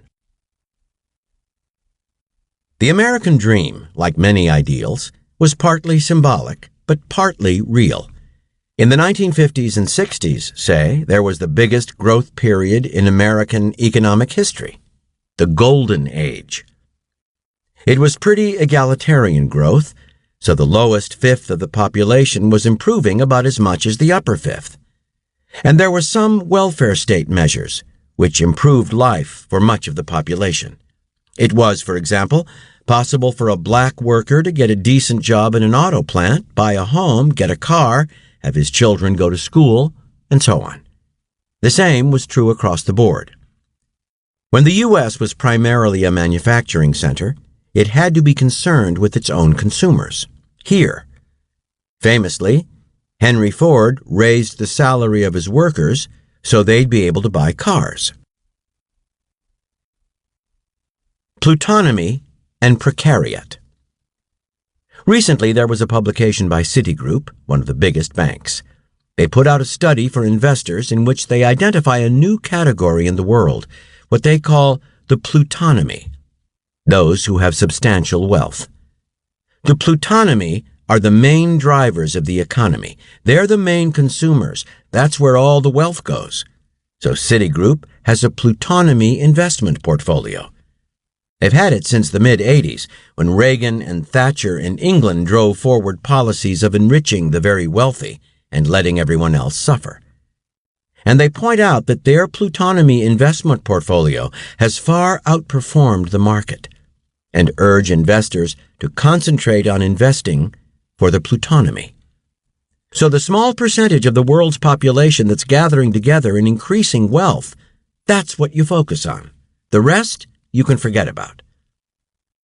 When you're moving into an international plutonomy, what happens to American consumers is much less of a concern, because most of them aren't going to be consuming your products anyway, at least not on a major basis. Your goals are profit in the next quarter, even if it's based on financial manipulations. High salaries, high bonuses. Produce overseas if you have to, and produce for the wealthy classes here and their counterparts abroad, mainly in the Anglosphere, the United States, Britain, Canada, and so on. And their market can be anywhere. They can sell their iPhones anywhere. So the concern for the health of the society here has substantially lessened. When the president of General Motors 60 years ago said, "What's good for GM is good for the country," that wasn't totally false. The converse was also true. What's good for the country is good for GM. But that's much less true in the current, increasingly paper economy or overseas economy. They've always, of course, been concerned with their salaries, but that's become their primary concern, displacing concern about the viability of the firm and, in fact, the viability of the country. It's been a tendency since the major changes that took place beginning in the late 1970s. Again, those changes are financialization, speculation, complex financial instruments, money manipulations, and offshoring, primarily. So it's a different attitude in general. From the point of view of the policymakers, the long-term future of the country doesn't matter so much. What matters is just those sectors of the society that sustained concentrated privilege. You have to have a powerful state to subsidize research and development, provide a cushion if you get into trouble and have to be bailed out, have a powerful military force to control the world. These are significant factors. But if, say, 3/4 of the population declines into stagnation, it's much less of a concern. And in fact, what happens to the next generation is even less of a concern. Now, the plutonomy is much more rigorously following Adam Smith's vile maxim, all for ourselves, nothing for anyone else. What about the rest? There's a term coming into use for them too. They're called the precariat. Precarious proletariat. The working people of the world who are living a more and more precarious existence. So we have the precariat living insecure, precarious lives, getting by if they can, many in terrible poverty and suffering in other ways, and the advice of Citigroup, which by rights the public ought to own by now, having bailed them out so often, but they're doing fine, richer than ever, is that they're asking investors to focus attention on the plutonomy. It's a really serious problem, and we're heading toward a cliff. But from the point of view of the masters of mankind, it doesn't matter much. As long as we make plenty of profit tomorrow, who cares if our grandchildren won't have a world to live in? It's related to the attitude toward the country altogether. Well, that's a division the world over. In China, it's the same. It has an extremely oppressed labor force, no independent unions, tens of thousands of labor protests every year, and super wealth. In India, it's even more extreme. In other developing countries, it's changing a little bit, like in Latin America. Take Brazil, a most important country where there have been significant attempts to deal with the tremendous inequality and overwhelming problem of poverty and starvation in the past 10 years. But for the most part, I think the Citigroup analysis is pretty accurate. There's a plutonomy that's very rich, and the rest get by somehow if they can. Reducing taxes. During the period of great growth of the economy, the 50s and the 60s, but in fact even earlier, taxes on the wealthy were far higher. Corporate taxes were much higher. Taxes on dividends were much higher. Simply taxes on wealth were much higher. Well, that's been modified, and now the shift is toward reducing taxes for those who are quite wealthy. The tax system has been redesigned so that the taxes that are paid by the very wealthy are reduced, and correspondingly, the tax burden on the rest of the population's increased. Now the shift is toward trying to keep taxes just on wages and on consumption, which everyone has to do, not, say, on dividends, which only go to the rich. And that's shifted the burden enormously. The numbers are pretty striking. Now, there's a pretext. Of course, there's always a pretext. The pretext in this case is, well, that increases investments and increases jobs. But there isn't any evidence for that. If you want to increase jobs, if you want to increase investment, what you do is increase demand. If there's demand, investors will invest to meet it. If you want to increase investment, give money to the poor and the working people who spend it, not on expensive yachts and vacations in the Caribbean, but on goods. They have to keep alive, so they spend their incomes. That stimulates production, stimulates investment, leads to job growth, and so on. If you're an ideologue for the masters, you have a different line. Even if there's no evidence for it, even if it makes no economic sense. In fact, right now it's almost absurd. Corporations have money coming out of their pockets. It's not that they're short of money. Goldman Sachs, one of the main perpetrators of the financial crisis, is now so wealthy, thanks to government bailouts, taxpayer bailouts, that they're preparing for the next crisis. There's no shortage of cash in their hands. Pouring more cash into their hands is not in order to increase investment, or, as the term that's used, jobs. That's just a euphemism. It's simply in order to increase the extraordinary concentration of wealth, and with it, stagnation for the rest of the population. Well, that's exactly what you expect to happen when you put power in the hands of those who are going to follow the vile maxim, to maximize profit and power for themselves. All for themselves, nothing for everyone else. In fact, General Electric is paying 0 taxes, and they have enormous profits. This lets them take the profit somewhere else or defer it, but not pay taxes. And this is common. The major American corporations shifted the burden of sustaining the society onto the rest of the population, shifting it back. The issue of raising taxes on the rich has typically been strongly supported even by the likes of those who backed Donald Trump in 2016. Voters who pretty often have kind of social democratic attitudes when you look.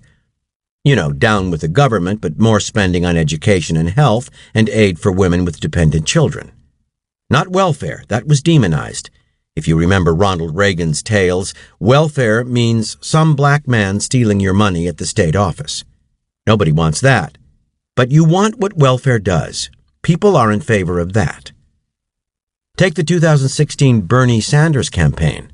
Across the board, his views and positions had substantial, if not majority, public support, and were pretty mainstream not long ago. The political revolution that Bernie Sanders called for, rightly, would not have greatly surprised Dwight Eisenhower. What that means is the spectrum has shifted so far to the right that what the population wants and what was once mainstream now looks radical and extremist. Well, it's up to us to shift it back. Today's Democrats are pretty much what used to be called moderate Republicans. You know, Nelson Rockefeller Republicans. That's the mainstream of the Democratic Party. The Republicans are just off the spectrum. They're not even a political party anymore. The Republicans have moved so far toward a dedication to the wealthy and the corporate sector that they cannot hope to get votes on their actual programs, and have turned to mobilizing sectors of the population that have always been there, but not as an organized coalitional political force. Evangelicals, nativists, racists, and the victims of the forms of globalization designed to set working people around the world in competition with one another while protecting the privileged. This modus operandi undermines the legal and other measures that provided working people with some protection and with ways to influence decision-making in the closely linked public and private sectors, notably with effective labor unions. So, the core question is, can that mass popular mobilization be continued and extended, and become a functioning force that'll beat back the regressive tendencies that have created a pretty ugly situation in the country? Henry Ford on why he doubled the minimum wage, and other sources. Henry Ford on why he doubled the minimum wage he paid his employees. The owner, the employees, and the buying public are all one and the same, and unless an industry can so manage itself as to keep wages high and prices low, it destroys itself, for otherwise it limits the number of its customers. One's own employees ought to be one's own best customers. It is this thought of enlarging buying power by paying high wages and selling at low prices that is behind the prosperity of this country. Plutonomy. Buying Luxury, Explaining Global Imbalances. Citigroup, October 16, 2005. The world is dividing into two blocks: the plutonomies, where economic growth is powered by and largely consumed by the wealthy few, and the rest. Plutonomies have occurred before, in 16th century Spain, in 17th century Holland, the Gilded Age, and the Roaring Twenties in the U.S. What are the common drivers of plutonomy? Disruptive, technology-driven productivity gains, creative financial innovation, capitalist-friendly cooperative governments, an international dimension of immigrants and overseas conquests invigorating wealth creation, the rule of law, and patenting inventions. Often these wealth waves involve great complexity, exploited best by the rich and educated of the time. We project that the plutonomies, the U.S., U.K., and Canada, will likely see even more income inequality, disproportionately feeding off a further rise in the profit share in their economies, capitalist-friendly governments, more technology-driven productivity, and globalization. In a plutonomy, there is no such animal as the U.S. consumer, or the U.K. consumer, or indeed the Russian consumer. There are rich consumers, few in number, but disproportionate in the gigantic slice of income and consumption they take. There are the rest, the non-rich, the multitudinous many, but only accounting for surprisingly small bites of the national pie. In addition, the emerging market entrepreneur plutocrats, Russian oligarchs, Chinese real estate manufacturing tycoons, Indian software moguls, Latin American oil agriculture barons, benefiting disproportionately from globalization, are logically diversifying into the asset markets of the developed plutonomies. Just as misery loves company, we posit that the Plutos like to hang out together. Is there a backlash building? Concentration of wealth and spending in the hands of a few probably has its limits. What might cause the elastic to snap back? A threat comes from the potential social backlash. The invisible hand stops working. Perhaps one reason that societies allow plutonomy is because enough of the electorate believe they have a chance of becoming a Pluto participant. Why kill it off if you can join it? In a sense, this is the embodiment of the American dream. But if voters feel they cannot participate, they are more likely to divide up the wealth pie rather than aspire to being truly rich. Could the plutonomies die because the dream is dead? Because enough of society does not believe they can participate? The answer is, of course, yes. Our overall conclusion is that a backlash against plutonomy is probable at some point. However, that point is not now. From the hearings before the U.S. Senate Committee on Armed Services, when GM President Charles E. Wilson was nominated to be Secretary of Defense, 1953. Senator Hendrickson. Well, now, I am interested to know whether if a situation did arise where you had to make a decision which was extremely adverse to the interests of your stock and General Motors Corporation or any of these other companies, or extremely adverse to the company, in the interests of the United States government, could you make that decision? Mr. Wilson. Yes, sir, I could. I cannot conceive of one, because for years I thought what was good for our country was good for General Motors, and vice versa. The difference did not exist. Economic research. How increasing income inequality is dampening U.S. economic growth and possible ways to change the tide. Standard & Poor's, August 5, 2014. The topic of income inequality and its effects has been the subject of countless analyses stretching back generations and crossing geopolitical boundaries. Despite the tendency to speak about this issue in moral terms, the central questions are economic ones. Would the U.S. economy be better off with a narrower income gap? And if an unequal distribution of income hinders growth, which solutions could do more harm than good, and which could make the economic pie bigger for all?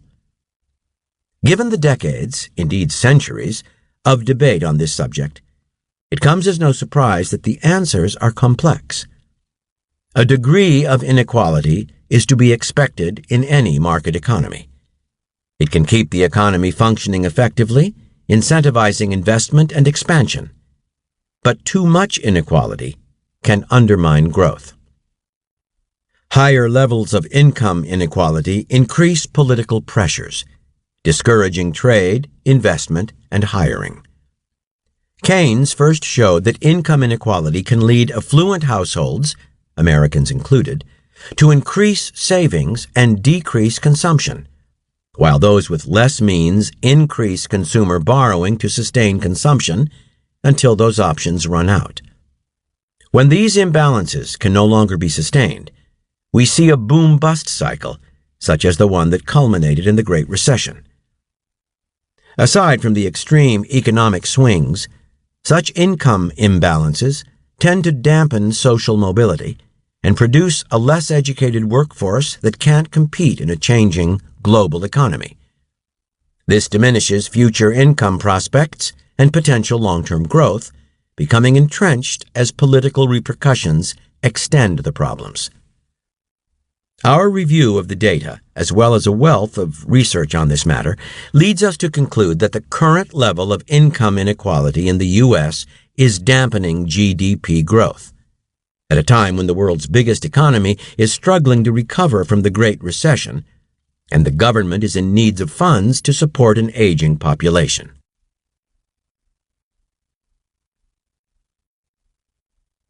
Principle number 5. Attack solidarity. Solidarity is quite dangerous. From the point of view of the masters, you're only supposed to care about yourself, not about other people. This is quite different from the people they claim are their heroes, like Adam Smith, who based his whole approach to the economy on the principle that sympathy is a fundamental human trait. But that has to be driven out of people's heads. You've got to be for yourself and follow the vile maxim, don't care about others, which is okay for the rich and powerful, but devastating for everyone else. It's taken a lot of effort to drive these basic human emotions out of people's heads. We see it today in policy formation. For example, in the attack on Social Security. There's a lot of talk about the crisis of Social Security, which is non-existent. It's in quite good shape, about as good as it's ever been. Social Security is a very effective program and has almost no administrative cost. To the extent that there's a potential crisis a couple of decades from now, there's an easy way to fix it. But policy debate concentrates on it to a large extent because the masters don't want it. They've always hated it because it benefits the general public. But actually, there's another reason for hating it. Social Security is based on a principle. It's based on a principle of solidarity. Solidarity. Caring for others. Social Security means I pay payroll taxes so that the widow across town can get something to live on.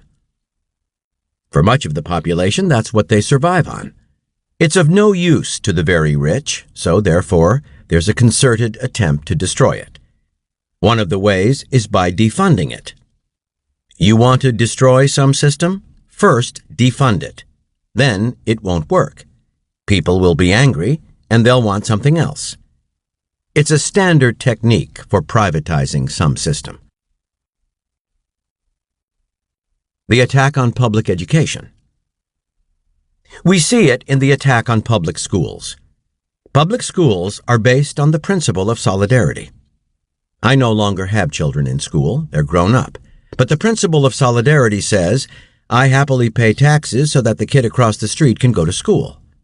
Now, that's normal human emotions. You have to drive that out of people's heads. I don't have kids in school. Why should I pay taxes? Privatize it. And so on. The public education system, all the way from kindergarten to higher education, is under severe attack. That's one of the jewels of American society. You go back to the Golden Age again, the great growth period in the 50s and 60s. A lot of that is based on free public education. One of the results of the Second World War was the GI Bill of Rights, which enabled veterans, and remember that's a large part of the population then, to go to college.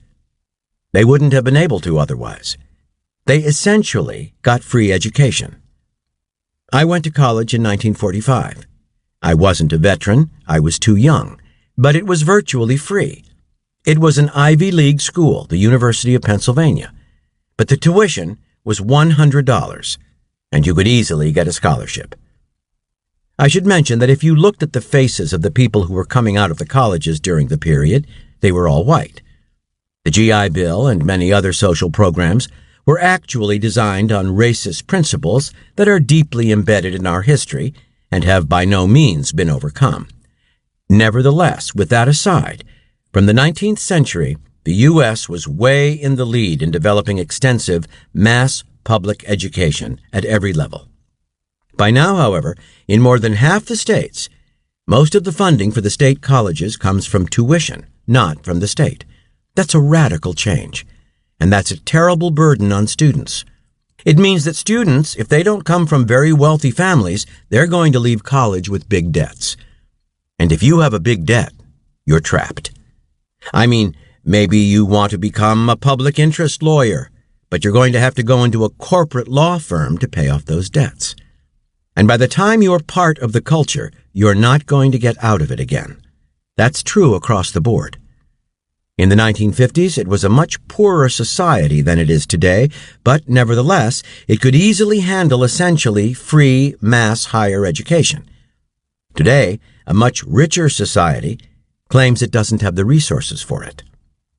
That's just what's going on right before our eyes. That's the general attack on principles that, not only are they humane, are the basis of the prosperity and health of this society.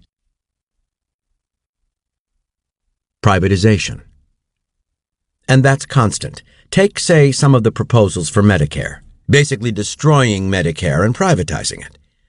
They are carefully designed so that at the beginning, it exempts people over 55, a substantial part of the voting population.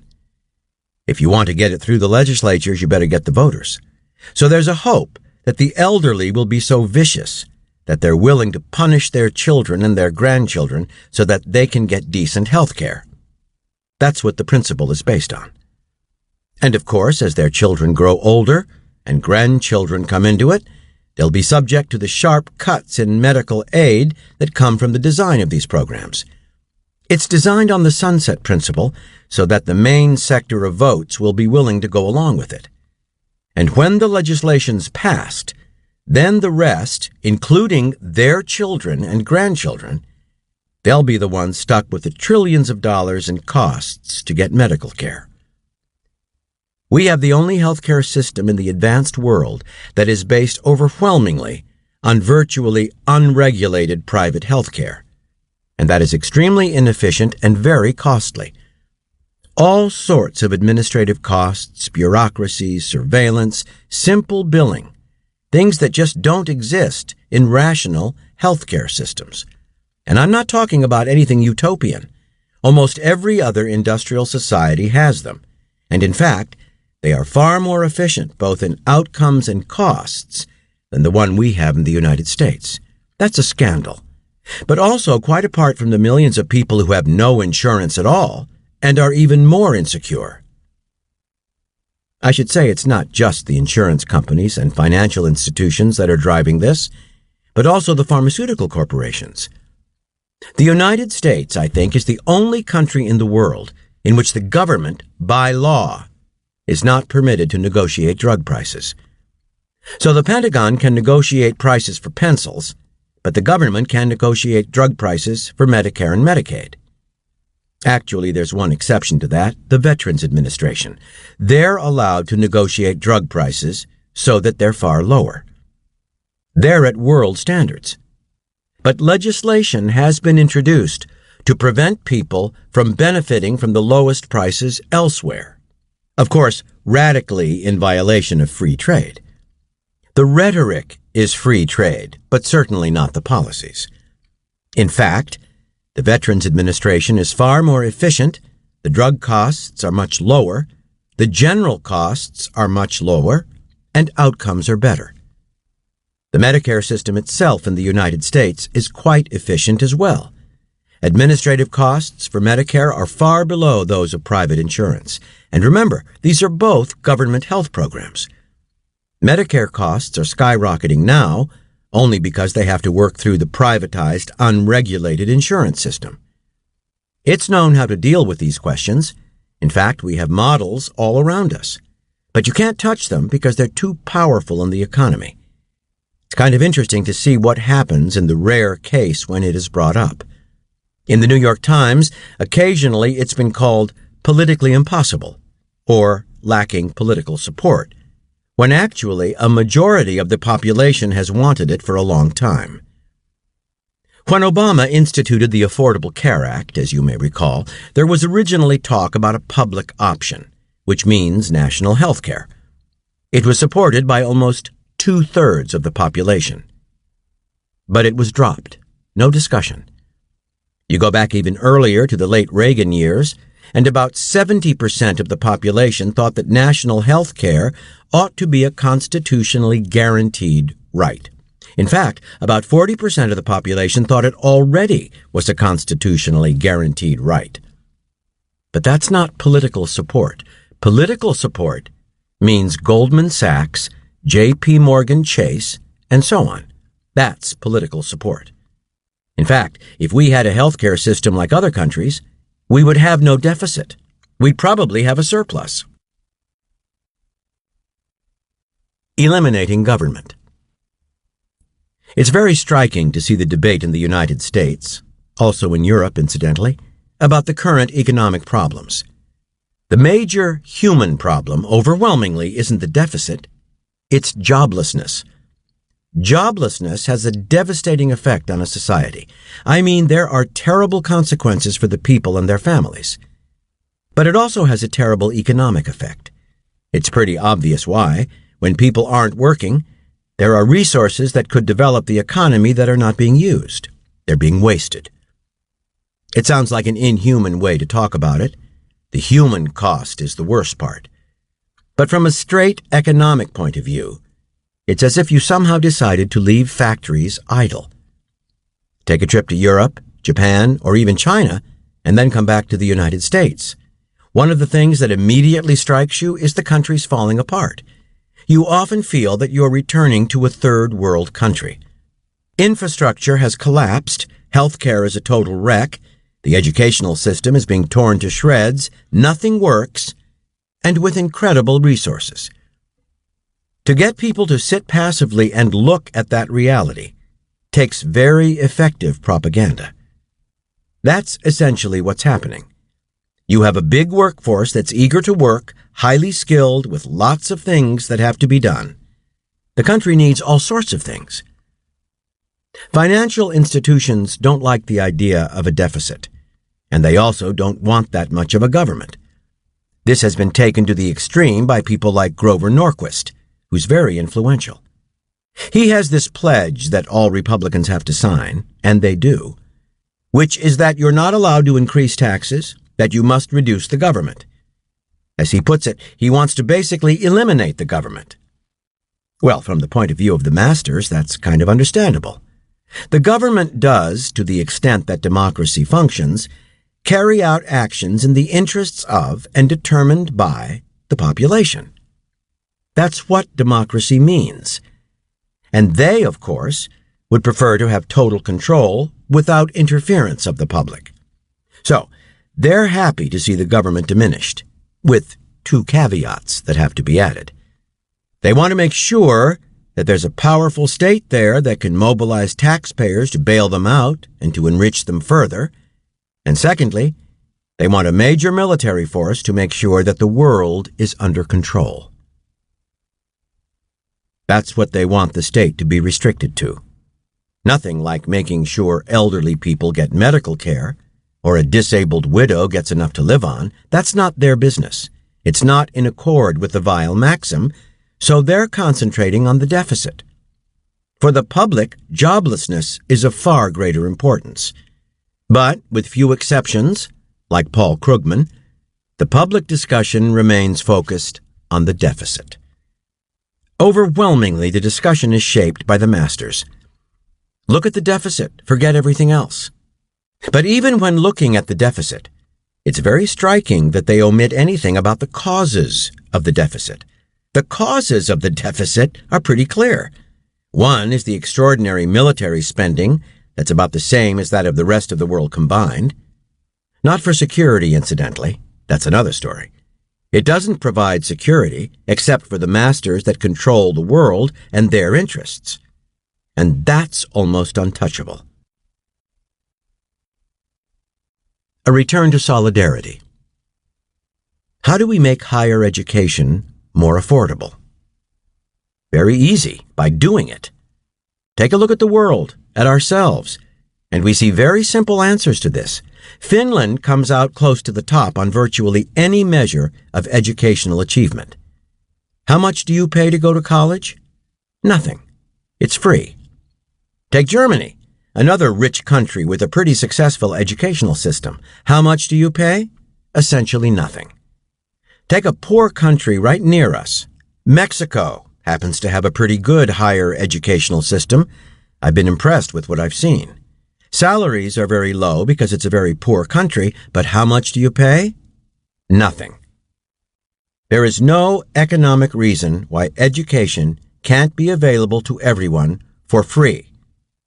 There are social and political reasons. But those are social and political decisions. In fact, the economy would almost certainly be better off if more people did have the opportunity to develop themselves and contribute to society through what higher education can offer. The Theory of Moral Sentiments, 1759, and other sources. The Theory of Moral Sentiments, Adam Smith, 1759. How selfish soever man may be supposed, there are evidently some principles in his nature which interest him in the fortune of others, and render their happiness necessary to him, though he derives nothing from it except the pleasure of seeing it. Of this kind is pity or compassion, the emotion which we feel for the misery of others, when we either see it or are made to conceive it in a very lively manner. That we often derive sorrow from the sorrow of others is a matter of fact too obvious to require any instances to prove it. For this sentiment, like all the other original passions of human nature, is by no means confined to the virtuous and humane, though they perhaps may feel it with the most exquisite sensibility. The greatest ruffian, the most hardened violator of the laws of society, is not altogether without it. Social Security Act of 1935. An act to provide for the general welfare by establishing a system of federal old age benefits and by enabling the several states to make more adequate provisions for aged persons, blind persons, dependent and crippled children, maternal and child welfare, public health, and the administration of their unemployment compensation laws. To establish a Social Security Board, to raise revenue, and for other purposes. Servicemen's Readjustment Act of 1944. As used in this part, the term educational or training institutions shall include all public or private elementary, secondary, and other schools furnishing education for adults, business schools and colleges, scientific and technical institutions, colleges, vocational schools, junior colleges, teachers' colleges, normal schools, professional schools, universities, and other educational institutions, and shall also include business or other establishments providing apprentice or other training on the job, including those under the supervision of an approved college or university or any state department of education, or any state apprenticeship agency, or State Board of Vocational Education, or any state apprenticeship council, or the Federal Apprenticeship Training Service established in accordance with Public numbered 308, 75th Congress, or any agency in the executive branch of the federal government authorized under other laws to supervise such training.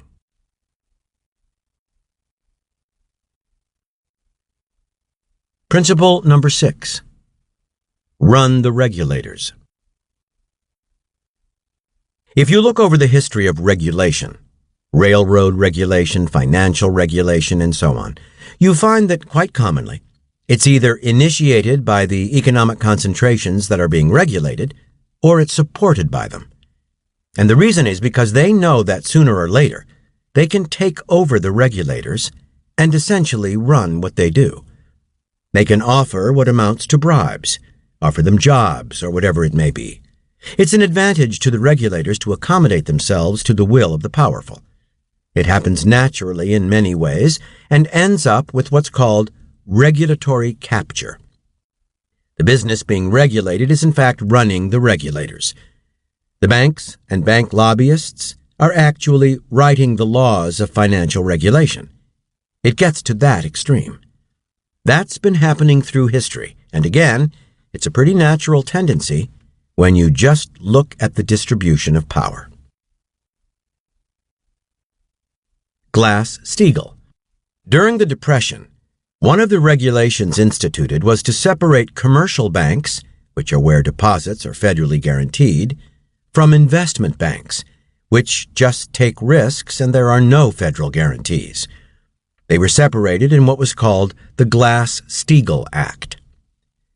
In the 1990s, the economic programs of the Clinton administrations were run pretty much by Robert Rubin and his associates, people who basically came out of the financial industries, and they wanted to overrule this law from back in the 30s. They succeeded in 1999 by undermining Glass-Steagall with the cooperation of right-wing Republicans, Phil Gramm and others. That meant that essentially the risky operations of investment banks ended up being guaranteed by the government. Well, you can see where that was going to lead, and it did. At the very same time, they also barred regulation of derivatives, exotic financial instruments, which meant that they could take off unregulated. Now, all of this is quite safe as long as you know the government is going to come to your rescue. Revolving door. In fact, what Robert Rubin himself did after having achieved this, he went and became a director of Citigroup, one of the biggest banks, and made use of the new laws. He helped them take over a big insurance company, and so on, made a lot of money, and it crashed. He went off with all his money, came back as Obama's chief advisor, and then the government bailed out Citigroup, as they've been doing for years, in fact, since the early 80s. As senators, representatives, and advisors in the government leave the government and go into the commercial, industrial, and by now mostly financial systems that they've been theoretically regulating, it is almost a consequence to have regulatory capture. That's where their associations are. That's where they belong. So they move in and out of these systems, and what it means is that there's the same very close interaction, one aspect of which is the revolving door. So you're a legislator, and you become a lobbyist, and as a lobbyist, you want to control legislation. Lobbying. One of the things that expanded enormously in the 1970s as the business world moved sharply to try to control legislation is lobbying. There was a huge effort with lobbyists to try even to write legislation. The business world was pretty upset by the advances in public welfare in the 60s, in particular by Richard Nixon. It's not too well understood, but he was the last New Deal president, and they regarded that as class treachery. In Nixon's administration, you get the consumer safety legislation, CPSC, safety and health regulations in the workplace, OSHA, and the EPA, the Environmental Protection Agency. Business didn't like it, of course. They didn't like the higher taxes, didn't like the regulation. And they began a coordinated effort to try to overcome it. Lobbying sharply increased. New think tanks were developed to try to control the ideological system, like the Heritage Foundation. The spending on campaigns went way up, in part the result of television. And there was just fantastic growth of the role of finance in the economy. With this, deregulation began with a real ferocity. Deregulation and financial crashes. Remember, there were no financial crashes in the 50s and the 60s because the regulatory apparatus of the New Deal was still in place. As it began to be dismantled, under business pressure and political pressure, you get more and more crashes, and it goes on right through the years. The 70s is where deregulation starts, and the 80s is where crashes really take off. Take Reagan. Instead of letting them pay the cost, Reagan bailed out the banks, like Continental Illinois, the biggest bailout of American history at the time, 1984. In the early 1980s, the U.S. went into the deepest recession since the Great Depression, only to be pulled out by various forms of subsidy, and so on. In 1987, there was another financial crash. Well, pretty close, Black Monday. Reagan actually ended his term with a huge financial crisis, the savings and loan crisis, and again, the government moved in and bailed it out. Too big to jail. The savings and loan crisis was a little different from the 2008 financial crisis because the perpetrators were brought to court and tried, and a lot was learned from the trials about the chicanery, shenanigans, trickery, and crimes that were carried out. Not this last time. Power has become so concentrated that not only are the banks too big to fail, but as one economist put it, they are also too big to jail. The only kind of criminal investigations that can be undertaken are, for instance, insider trading, where the criminal is actually harming other businesses. That you can do something about. But where they're just robbing people, that's done with impunity. Deregulation went on through the Clinton years. Clinton came along and there was a tech boom. But by the end of the 1990s, there was another bubble that broke, the dot-com bubble. In 1999, regulation separating commercial banks from investment banks was dismantled. Bush came along and we had the housing boom, which, amazingly, the policy economists didn't notice. Or they ignored the fact that there was about an $8 trillion housing bubble that held no relation to the relevant facts about cost of housing. Of course, that broke in 2007, and trillions of dollars of capital just disappeared. Fake wealth. That led to the biggest financial crisis since the Great Depression. Then comes the Bush and Obama bailout, which reconstructed the powerful institutions, the perpetrators, and left everyone else floating. There was severe harm to people who had houses taken away from them, jobs diminished, and so on. That's where we are now.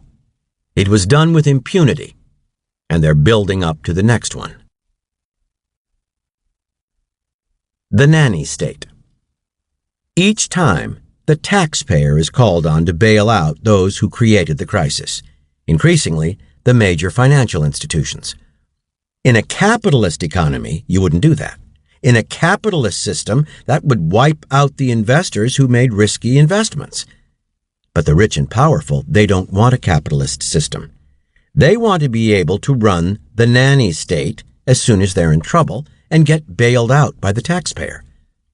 They're given a government insurance policy, which means that no matter how often you risk everything, if you get in trouble, the public will bail you out because you're too big to fail. And it's just repeating over and over again. Their power is so enormous that any attempt to deal with it is essentially beaten back. There have been mild attempts, like the Dodd-Frank regulatory proposal, but that's whittled down in the implementation by lobbyists, and it doesn't go after the main issues anyway. And the reasons for this are pretty well understood. There are Nobel laureates in economics who significantly disagree with the course that we're following, people like Joseph Stiglitz, Paul Krugman, and others. And none of them were even approached or consulted. The people picked to fix the crisis were those who created it. The Robert Rubin crowd, the Goldman Sachs crowd. They created the crisis and are now more powerful than before. Is that an accident? Well, not when you pick those people to create an economic plan. I mean, what do you expect to happen? The last bailout was unprecedented in scale. These corporations were kept viable in a period where, in a capitalist economy, they would have crashed. But we don't have a capitalist economy. Business wouldn't accept that, and they have enough power to prevent it, so therefore the public comes in to pour literally trillions of dollars into the hands of failing corporations and maintain them. And that's true in all sorts of ways. There's one major technical study of bailouts over several years that concludes that probably 25%, a study of the 100 biggest corporations on the Fortune list by two well-known economists, 25% of them survived thanks to public subsidy at some point, and most of the rest gained from it. So while this is unprecedented in scale, there's nothing new about it. The same is true after all financial crises. Externalities and systemic risk. The financial system is close to a market system. It does approximate a market, unlike the production system, which has enormous state dynamism and intervention to keep it going. And in a market system, there are well-known inherent problems, namely the participants in a transaction try to take care of only themselves. They don't pay attention to the effect on others. Let's say you sell me a car. You'll try to make a profit, I'll try to get a decent car, but we're not considering the impact on others. Environmental problems, congestion, rising price of fuels, and so on. Those may be individually small, but they mount up. Those are called externalities in economic terminology. Now, in the case of a big investment bank like Goldman Sachs, if they make an investment or a loan, they try to calculate in the risk to themselves. Of course, that's pretty easy to do when they know they're going to be bailed out because they're too big to fail. What they don't take into account is what's called systemic risk. The risk that if their investments collapse, the whole system may collapse. Well, that's what happened, has repeatedly happened, and is probably going to happen again. And that's been exacerbated by the deregulatory mania and also by the development of very complex financial instruments, which, again, have no known contribution to the economy, but make it possible to distribute risks in complex ways. That's what happened with the mortgage crisis. Mortgage sellers were offering subprime mortgages to people who they knew would never be able to pay them back, and the banks were picking them up as mortgage-backed securities, MBSs. But they didn't have to worry because they did what's called securitizing. They broke them up into many small parts and handed them off to someone else as collateralized debt obligations, CDOs. Now, those investors often didn't even know what they were buying. And meanwhile, the instruments that allowed the buying were essentially the insurance against the failure of what you're doing. Technically, that was supposed to reduce risk. What it in fact did was magnify risk in such a way that when the system suffered a break, as it did with the collapse of the housing crisis, then the effects were enormous. And again, the taxpayers were called in to bail it out. That's not just bailing out the banks. That's hundreds of billions of dollars coming out of the Fed and Treasury, providing cheap credit and so on. There's nothing surprising about this. It's exactly the dynamics you expect. If the population allows it to proceed, it's just going to go on and on like this, until the next crash, which is so much expected that credit agencies, which evaluate the status of firms, are now counting into their calculations the taxpayer bailout that they expect to come after the next crash. This means that the beneficiaries of these credit ratings, like the big banks, can borrow money more cheaply. They can push out smaller competitors, and you get more and more concentration.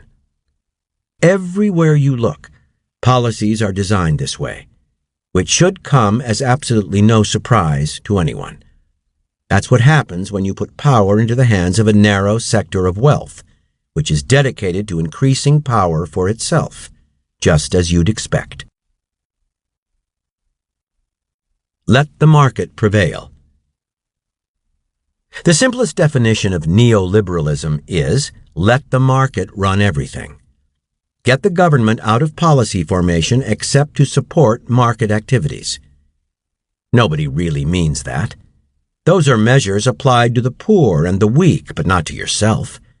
And that runs all through modern economic history, back to the 17th century. They didn't call it neoliberalism then. Take Adam Smith's recommendations to the newly liberated colonies. He was the great economist of the day, and he gave the colonies advice, which is essentially what the World Bank and the IMF tell poor countries today, and the poor in the United States, too. He said that the colonies should concentrate on what they're good at. That was later called comparative advantage. Export primary products, like agricultural products, fish and fur, and import superior British products. Furthermore, don't try to monopolize your resources. The main resource in those days was cotton. That was like the fuel of the early Industrial Revolution. He pointed out to the colonies that would improve the total economic product, and so on. Of course, the colonies were liberated, so they were free to completely ignore sound economics, as it was called. They imposed high tariffs to block superior British goods, at first textiles, later steel, and so on, and therefore were able to develop domestic industry. They tried very hard, and in fact, almost succeeded in monopolizing cotton. That was a large part of the point of the conquest of Texas and half of Mexico. The reasons were very explicit. The Jacksonian presidents said, if we can monopolize cotton, we can bring Britain to their knees. They won't be able to survive if we control the main import that they need.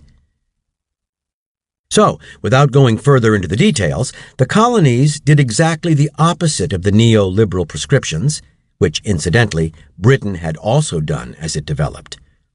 Meanwhile, the poor and oppressed, they had these principles rammed down their throats. So India, Egypt, Ireland, and others, they were deindustrialized, deteriorated, something that continues even now.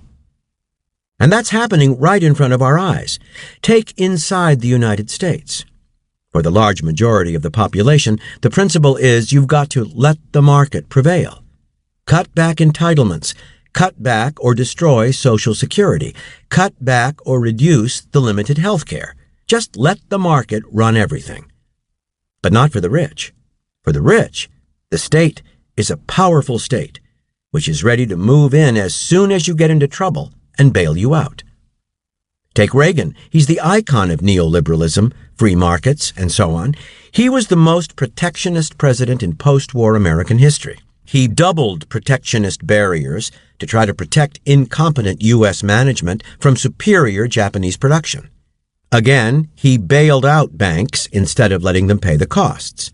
In fact, government actually grew during the Reagan years relative to the economy, and that's the icon of neoliberalism.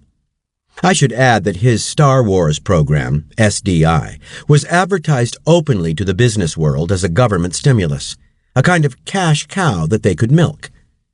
But that was for the rich. Meanwhile, for the poor, let market principles prevail. Don't expect any help from the government. The government is the problem, not the solution, and so on. That's essentially neoliberalism. It has this dual character which goes right back in economic history. One set of rules for the rich, opposite set of rules for the poor. Prosperity Economics, 2012, and other sources. Prosperity Economics, Building an Economy for All. Jacob S. Hacker and Nate Lowenthal, 2012. As money has become more important in politics and corporate interests more organized, business groups and the affluent have gained enormous power relative to the middle class. This allows today's economic winners to create and reinforce their gains by shaping government policy rather than by innovating in the market. These activities make the rest of Americans poorer and our political system weaker. Increasingly, our political system is a two-way channel in which money flows in one direction and favorable policy flows back. Large corporations give donations, hire expensive lobbyists, often former public officials and their staffs, and run costly faux grassroots campaigns in pursuit of their favored policies. The revolving door in Washington swings faster and faster between worlds that are increasingly far apart in pay and privilege. Members of Congress and their staffs and high-level executive branch officials are offered huge sums to ply their influence within the halls of power. Official expenditures on federal lobbying, which surely understate the true numbers, have risen from $460 million to over $3 billion. If business and the rich invest in the private sector for a return, they invest in politics for a return too. Only this return comes at the expense of our broader economy, taxpayers, and our democracy. How Corporate Lobbyists Conquered American Democracy. New America Weekly, New America, Lee Drutman, April 20th, 2015. Something is out of balance in Washington. Corporations now spend about $2.6 billion a year on reported lobbying expenditures, more than the $2 billion we spend to fund the House, $1.18 billion, and Senate, $860 million. It's a gap that has been widening since corporate lobbying began to regularly exceed the combined House-Senate budget in the early 2000s. Today, the biggest companies have upwards of 100 lobbyists representing them, allowing them to be everywhere all the time. For every dollar spent on lobbying by labor unions and public interest groups together, large corporations and their associations now spend $34. Of the 100 organizations that spend the most on lobbying, 95 consistently represent business. One has to go back to the Gilded Age to find business in such a dominant political position in American politics. While it is true that even in the more pluralist 1950s and 1960s, political representation tilted toward the well-off, lobbying was almost balanced by today's standards. Labor unions were much more important, and the public interest groups of the 1960s were much more significant actors. And very few companies had their own Washington lobbyists prior to the 1970s. To the extent that businesses did lobby in the 1950s and 1960s, typically through associations, they were clumsy and ineffective. When we look at the typical lobby, concluded 3 leading political scientists in their 1963 study, American Business and Public Policy, we find its opportunities to maneuver are sharply limited, its staff mediocre, and its typical problem, not the influencing of congressional votes, but finding the clients and contributors to enable it to survive at all. Things are quite different today. The evolution of business lobbying from a sparse, reactive force into a ubiquitous and increasingly proactive one is among the most important transformations in American politics over the last 40 years. The logic of international restructuring. The management of dependencies in rival industrial complexes. Winifred Roygrock and Rob von Tulder, 1995. We assess that at least 20 companies in the 1993 Fortune 100 would not have survived at all as independent companies if they had not been saved by their respective governments. Some 18 core firms have been nationalized, many of them during major restructuring periods, sometimes even facing immediate bankruptcy threats. The social costs for a nation as a result of the exit or demise of these core firms enabled them to demand that government socialize their losses, albeit in return for temporary or long-term loss of autonomy. The formation of huge state-owned conglomerates such as IRI, INI, 1920s to 1940s, and ENI is a case in point. An Inquiry into the Nature and Causes of the Wealth of Nations. Adam Smith, 1776.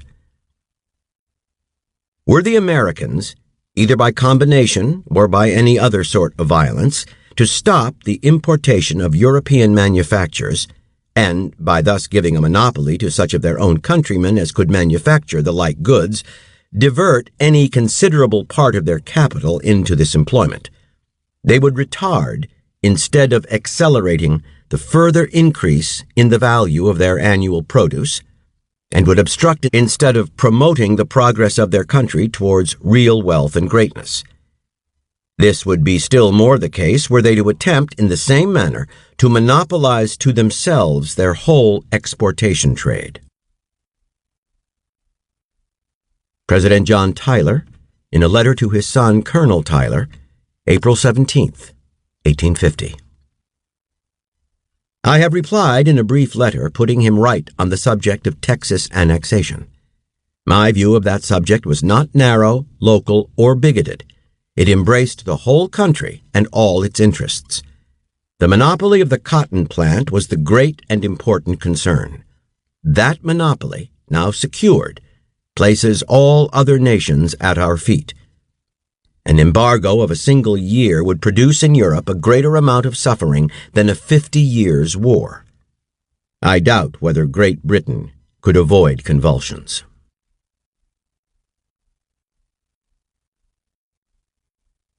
Principle number 7. Engineer elections. As I have said, concentration of wealth yields concentration of political power, especially as the cost of elections continues to skyrocket. There is the shredding of the democratic system by the rapid increase in the ability to just buy elections. Take Citizens United, a very important Supreme Court decision in 2009. Now, this has a history, and you've got to think about the history. The 14th Amendment has a provision that says no person's rights can be infringed without due process of law. Actually, the wording is also in the 5th Amendment, but it was extended in the 14th Amendment. And the intent, clearly, was to protect freed slaves. It says, okay, you've got the protection of the law. I don't think it's ever been used for freed slaves. If ever, marginally. Almost immediately, it was used for businesses, corporations. Their rights can't be infringed without due process of law. This is a sharp attack on classical liberal principles, and was condemned by conservatives in those days. But that trend continued into the early 20th century, when it was pretty much established that corporations have personal rights, and it extended through the 20th century when they gradually became persons under the law. Corporate personhood. Corporations are state-created legal fictions. Maybe they're good, maybe they're bad, but to call them persons is kind of outrageous. For example, take the so-called free trade agreements, say NAFTA. They gave corporations rights way beyond what persons have. So, if General Motors invests in Mexico, they get national rights, the rights of a Mexican business. But if a Mexican person comes to New York and says, I want national rights, well, there's no need to say what happens. So while the notion of personhood was expanded to include corporations, it was restricted for others. If you take the 14th Amendment literally, then no undocumented alien can be deprived of rights if they're a person. Well, the courts, in their wisdom over the years, have carved that away and said they're not persons. Undocumented aliens who are living here and building your buildings, cleaning your lawns, and so on, they're not persons. But General Electric is a person, an immortal, super-powerful person. This perversion of the elementary morality and the obvious meaning of the law is quite incredible. The corporate-sponsored election. In the 1970s, the courts decided that money was a form of speech in the ruling of Buckley versus Vallejo. But then you go on through the years to Citizens United, which says the right of free speech of corporations mainly to spend as much money as they want, that can't be curtailed. Take a look at what that means. It means that corporations, which have been pretty much buying elections anyway, are now free to do it with virtually no constraint. That's a tremendous attack on the residue of democracy. It's very interesting to read the rulings, like Justice Kennedy's swing vote. His ruling said, well, look, after all, CBS is given freedom of speech. They're a corporation. Why shouldn't General Electric be free to spend as much money as they want?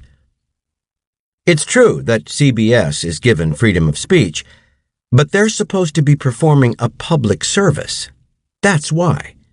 That's what the press is supposed to be. And General Electric is trying to make money for the chief executive, some of the shareholders, and other banks, and so on. And it was passed with no disclosure required. So that gives immense freedom. It's an incredible decision, and it puts the country in a position where business power is greatly extended beyond what it always was. This is part of that vicious cycle. The Supreme Court justices are put in by reactionary presidents who get in there because they're funded by business. That's the way the cycle works. Thomas Ferguson, the political scientist who's the leading specialist on campaign funding, has developed what he calls the investment theory of politics, implying that business and investors, not the voters, have tremendous influence in the political system. I mean, candidates are going to continue to need billions of dollars in campaign funding, and where do you go? Especially after Citizens United, which frees up corporate funding. If you want to be in the game, you go to the center of the corporate system. The funding for campaigns is not just to get the candidate in. If you're funding a candidate, it buys access. Every funder understands that. That candidate is going to give you privileged access because he or she wants the funding to continue. And when the candidate wins, privileged access means that your corporate lawyers go to the staff of the legislator, the people who actually write the legislation. The legislators often don't even know what's in it, but the people who actually do the work, your corporate lawyers, go and deluge them with alleged data, arguments, and tons of material. They basically write the laws. So what comes out as policy is pretty much what's written by corporate lobbyists and lawyers who gain the access thanks to funding. Beyond the ballot box. In my own view, the electoral extravaganza that takes place every 4 years should take about 10 minutes of our time, literally. 1 minute should be spent on learning something about arithmetic. There's a very simple point about arithmetic. If you happen to be in a swing state, a state where the outcome is indefinite, and you don't vote for, say, Clinton, that's equivalent to voting for Trump. That's arithmetic. So we take 1 minute to settle the question of arithmetic. Then we take about 2 minutes to look at the merits of the two parties. Not just the candidates, but the parties. My own view is that under current circumstances, it should take about 2 minutes. And then we take the rest of the 10 minutes to go to the ballot box and push a lever. Meanwhile, after we've spent those 10 minutes, we've turned to what really matters, which is not the election, but the continued effort to develop and organize active, dedicated, popular movements that will continue to struggle constantly for what has to be done. That's not only demonstrating, pressuring candidates, and so on, but it's also building an electoral system that means something. You don't build a better functioning democracy, or a party for that matter, by voting once every 4 years. If you want a third party, an independent party, it's not enough to vote for it every 4 years. You have to be out there constantly, developing the system that goes from school boards to city councils, legislatures, all the way up to Congress. And there are people who understand that, namely, the far right. That's how the Tea Party got organized, with plenty of capital and plenty of thinking, and it has an effect. Those who are interested in an independent, progressive party just haven't done that. They've been trapped by the propaganda that says that the only thing that matters is the electoral extravaganza. You can't ignore it. It's there, but like I said, it should take about 10 minutes. But the other things, the things that really matter, they need to be done constantly. Citizens United versus Federal Election Commission, 2010, and other sources. Citizens United versus Federal Election Commission, Supreme Court of the United States, January 21st, 2010. The law's exception for media corporations is, on its own terms, all but an admission of the invalidity of the anti-distortion rationale. And the exemption results in a further, separate reason for finding this law invalid. Again, by its own terms, the law exempts some corporations but covers others, even though both have the need or the motive to communicate their views. The exemption applies to media corporations owned or controlled by corporations that have diverse and substantial investments and participate in endeavors other than news. So even assuming the most doubtful proposition that a news organization has a right to speak when others do not, the exemption would allow a conglomerate that owns both a media business and an unrelated business to influence or control the media in order to advance its overall business interest. At the same time, some other corporation with an identical business interest but no media outlet in its ownership structure would be forbidden to speak or inform the public about the same issue. This differential treatment cannot be squared with the First Amendment.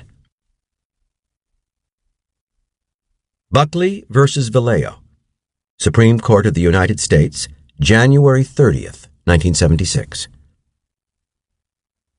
A restriction on the amount of money a person or group can spend on political communication during a campaign necessarily reduces the quantity of expression by restricting the number of issues discussed, the depth of their exploration, and the size of the audience reached.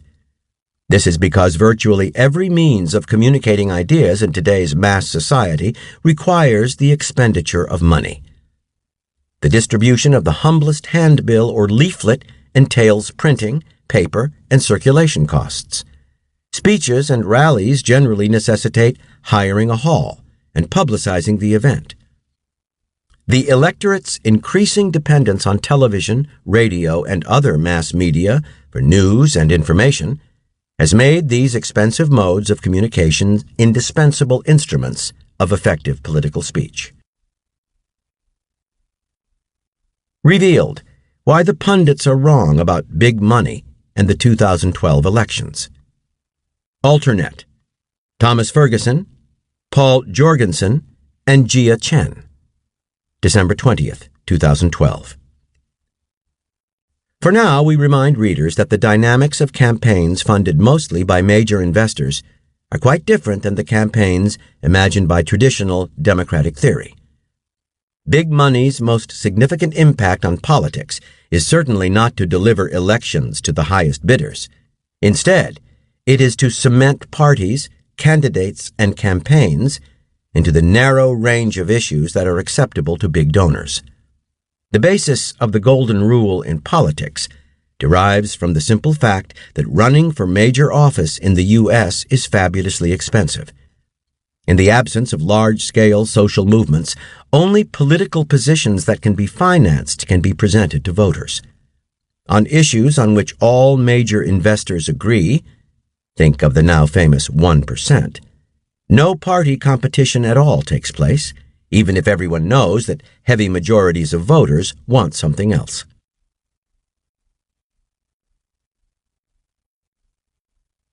Principle number 8. Keep the rabble in line. There is one organized force that, with all its flaws, has traditionally been in the forefront of efforts to improve the lives of the general population. That's organized labor. It's the one barrier to this vicious cycle going on, which leads to corporate tyranny. A major reason for the concentrated, almost fanatic attack on unions and organized labor is they are a democratizing force. They provide a barrier that defends workers' rights but also popular rights generally. That interferes with the prerogatives and power of those who own and manage the society. I should say that anti-union sentiment in the United States among elites is so strong that the fundamental core of labor rights, the basic principle in the International Labor Organization, which is the right of free association, hence the right to form unions, has never been ratified by the U.S. I think the U.S. may be alone among major societies in that respect. It's considered so far out of the spectrum of American politics that it literally has never been considered. The business class is highly class-conscious, and rising popular power has always called forth real, deep concerns on the part of the business classes and the educated sectors, which are usually in line with the thesis that too much democracy is a real problem. Remember, the U.S. has a long and very violent labor history as compared with similar societies. The labor movement had been very strong, but by the 1920s, in a period not unlike today, it was virtually crushed, in part by Woodrow Wilson's Red Scare, in part by other means. One of the great labor historians, David Montgomery, describes this in one of his main books, The Fall of the House of Labor. So, the labor movement was really pretty dormant right through the early 30s, but by the mid-30s it began to reconstruct. The organization of the CIO, Congress of Industrial Organizations, was the most significant part, and it drew in lots of people. It had a galvanizing effect on other kinds of activism, along with, we're not supposed to say it today, but along with the Communist Party, which was the spearhead of all kinds of activism, civil rights, labor organizing, social and political movements, and so on. The New Deal. Franklin Delano Roosevelt was rather sympathetic to progressive legislation that would benefit the general population, but he had to somehow get it passed. He informed labor leaders and others, "Force me to do it. If you can force me to do it, I'll be glad to do it." What he meant is go out and demonstrate, organize, protest, develop the labor movement, strike, and so on. When the popular pressure is sufficient, I'll be able to put through the legislation you want. So, there was a kind of combination of a sympathetic government that was interested in overcoming the tremendous shock and disaster of the Depression, again caused by a financial crisis that they were interested in overcoming, and developing legislation that would benefit the general public. The business world was actually split during the New Deal years, the 1930s. High-tech, internationally oriented business was supportive of the New Deal. They didn't object to having labor rights, decent wages, and so on. They liked the international orientation of the New Deal government. The National Association of Manufacturers, which is a much more labor-intensive industry, much more domestically oriented, they were passionately opposed to the New Deal. So there was a split among the masters. For example, the head of General Electric was one of the major supporters of Roosevelt, and that helped, along with the massive popular uprising, to enable Roosevelt to carry through the highly successful New Deal legislations. This laid the basis for post-war economic growth, as well as overcoming some of the worst effects of the Depression. Not joblessness, however. That remained until the Second World War. So there was kind of a combination of sympathetic government and, by the mid-30s, very substantial popular activism. There were industrial actions. There were sit-down strikes, which were very frightening to ownership. You have to recognize the sit-down strike is just one step before saying, "We don't need bosses. We can run this by ourselves." And business was appalled. You read the business press in the late 30s, and they were talking about the hazard facing industrialists in the rising political power of the masses, which has to be repressed. We must fight the everlasting battle for the minds of men to indoctrinate people with the capitalist story. And on and on. It sounds kind of vulgar Marxist, but the business classes tend to be vulgar Marxist, fighting the class war. The business literature in the 1930s actually kind of reads like the Powell Memorandum. We're lost. Everything's being destroyed.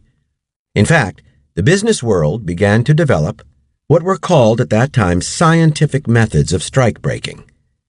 Violence isn't working anymore. We can't do it. So let's look at more sophisticated ways to undermine the labor movement.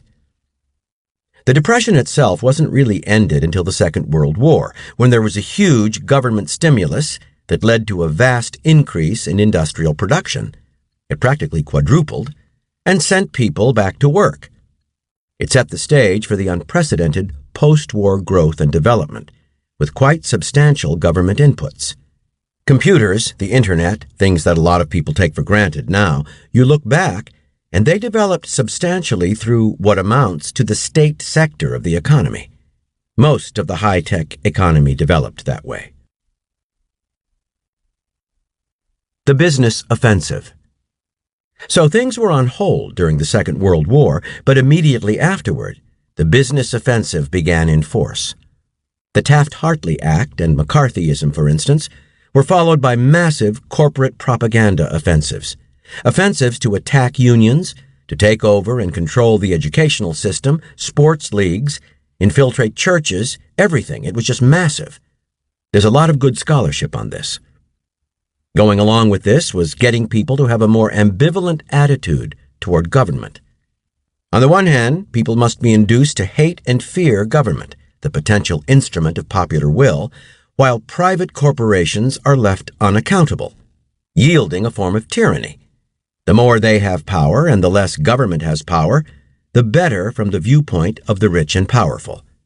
So, on the one hand, people have to be induced to hate government, while on the other hand, they have to support government because private business relies extensively on state support. All the way from high technology economy to bailouts to international force and so on, a vast spectrum. The offensive increased sharply during the Reagan years. Reagan pretty much told the business world, if you want to illegally break organizing efforts and strikes, go ahead. And in fact, illegal strike breaking shot way up, and illegal firing tripled. Even before, in 1978, the head of the United Auto Workers, Doug Fraser, lamented the fact that, as he put it, business is waging a one-sided class war against the working class. It continued in the 90s, and of course with George W. Bush it went through the roof. By now, less than 7% of the private sector workers have unions, and it's not because workers don't want unions. Polls show that overwhelmingly they want to unionize, but they can't.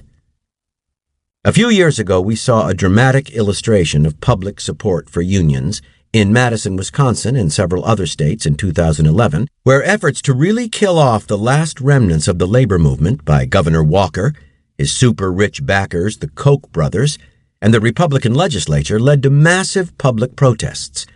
In Madison, there were tens of thousands of people on the streets every day, occupying the state capitol. They had enormous popular support. Polls showed a considerable majority of the population supported them. It wasn't enough to beat back the legislative efforts, but if that continues, it could very well lead to the kind of situation in which a sympathetic government could respond by implementing policies that would deal with the real problems of the country, and not the ones that are of concern to the financial institutions. The effect of the business post-war offensive is that the usual counterforce to an assault by our highly class-conscious business class has dissolved. The new spirit of the age. If you're in a position of power, you want to maintain class consciousness for yourself, but eliminate it everywhere else. You go back to the 19th century, in the early days of the Industrial Revolution in the United States, working people were very conscious of this. They overwhelmingly regarded wage labor as not very different from slavery, different only in that it was temporary. In fact, it was such a popular idea that it was a slogan of the Republican Party. That's the idea under which Northern workers went to war in the Civil War. They wanted to eliminate all kinds of chattel slavery in the South, wage slavery in the North.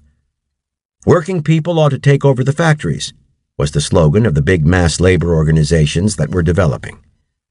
This goes way back in American history, and the sources are interesting.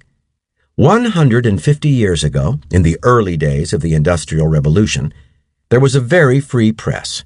For example, working people ran their own newspapers in factories and elsewhere, mainly around eastern New England.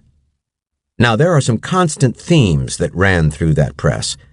There was a bitter attack on the industrial system, which they said was turning free Americans into basically slaves.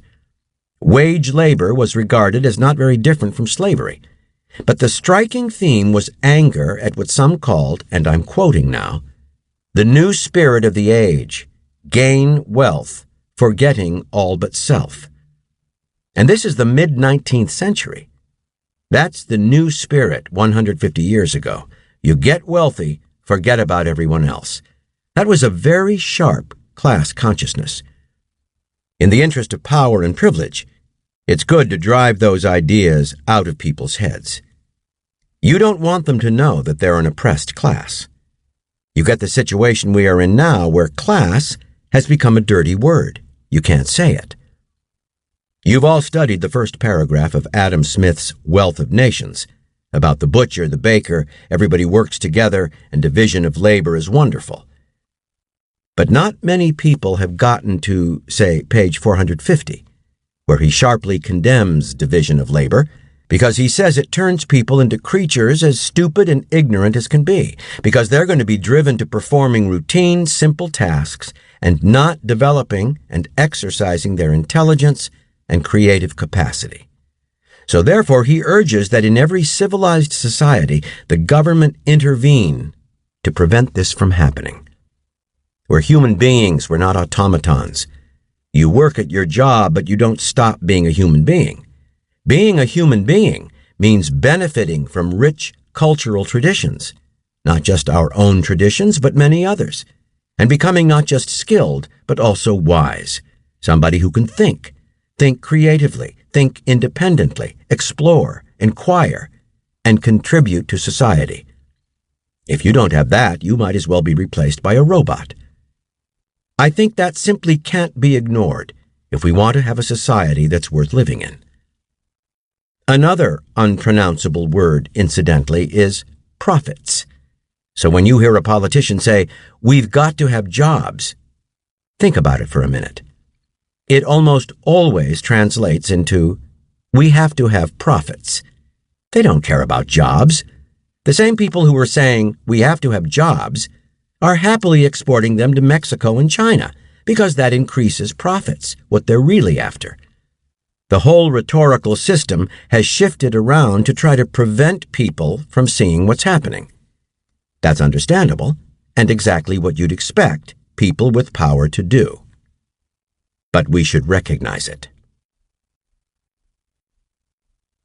Class consciousness. Actually, the U.S. has less social mobility than comparable industrial countries, but if you start talking about class, people begin to think about it. In fact, I have a friend who teaches introductory history courses in a state college, and she asks her students when they come in to identify their class background, and gets two standard answers. If your father is in jail, you're underclass.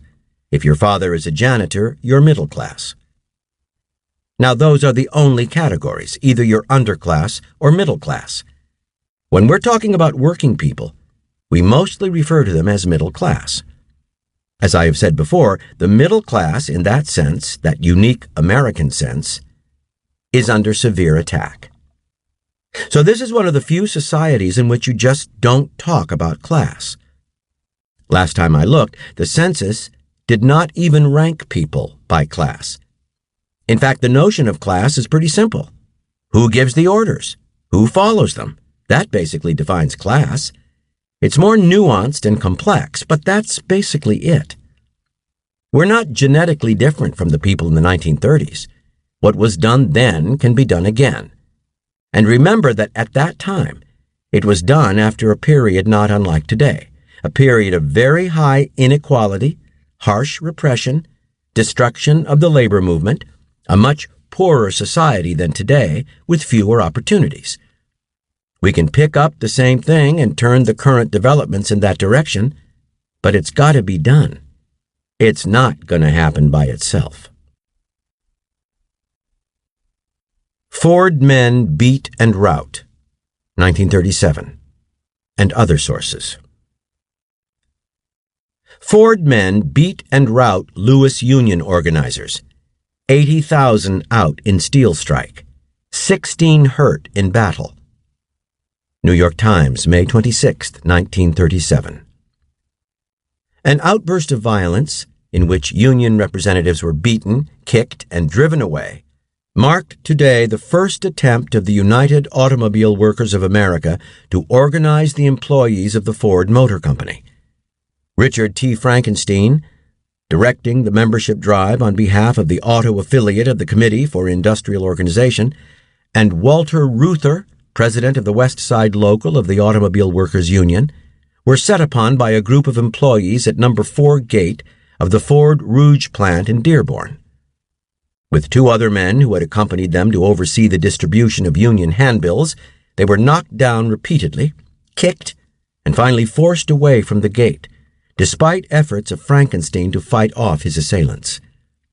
Subsequent fighting, in which employees routed union representatives who would come to distribute leaflets, resulted in the injury of 12 more persons, 7 of them women, the union stated. "It was the worst licking I've ever taken," Frankenstein declared. "They bounced us down the concrete steps of an overpass we had climbed. Then they would knock us down, stand us up, and knock us down again." Both Frankenstein and Reuther, together with several of the other victims, were treated by physicians. Harry Truman, address in Louisville, Kentucky, September 30th, 1948. We know how the NAM, National Association of Manufacturers, organized this conspiracy against the American consumer. One of its own officers was so proud of the work they did that he spilled the story in an interview, which was published after price control was killed. Now listen to this very carefully. In this interview, the Director of Public Relations of the NAM told how his organization spent $3 million in 1946 to destroy OPA, Office of Price Administration. The NAM spent $1.5 million on newspaper advertising. They sent their own speakers to make 1,000 talks before women's clubs, civic organizations, teachers, another one to 15,000 clergymen, another one to 35,000 farm leaders, and still another to 40,000 leaders of women's clubs. A special clip sheet with NAM propaganda went to 7,500 weekly newspapers and to 2,500 columnists and editorial writers. There never was a more vicious or a better organized campaign to mislead and deceive the American people. Douglas Fraser's resignation letter from the Labor Management Group, July 17, 1978. Dear Labor Management Group member, I have come to the reluctant conclusion that my participation in the Labor Management Group cannot continue. I am therefore resigning from the group as of July 19th. I have concluded that participation in these meetings is no longer useful to me or to the 1.5 million workers I represent as president of the UAW. I believe leaders of the business community, with few exceptions, have chosen to wage a one-sided class war today in this country, a war against working people, the unemployed, the poor, the minorities, the very young and the very old, and even many in the middle class of our society.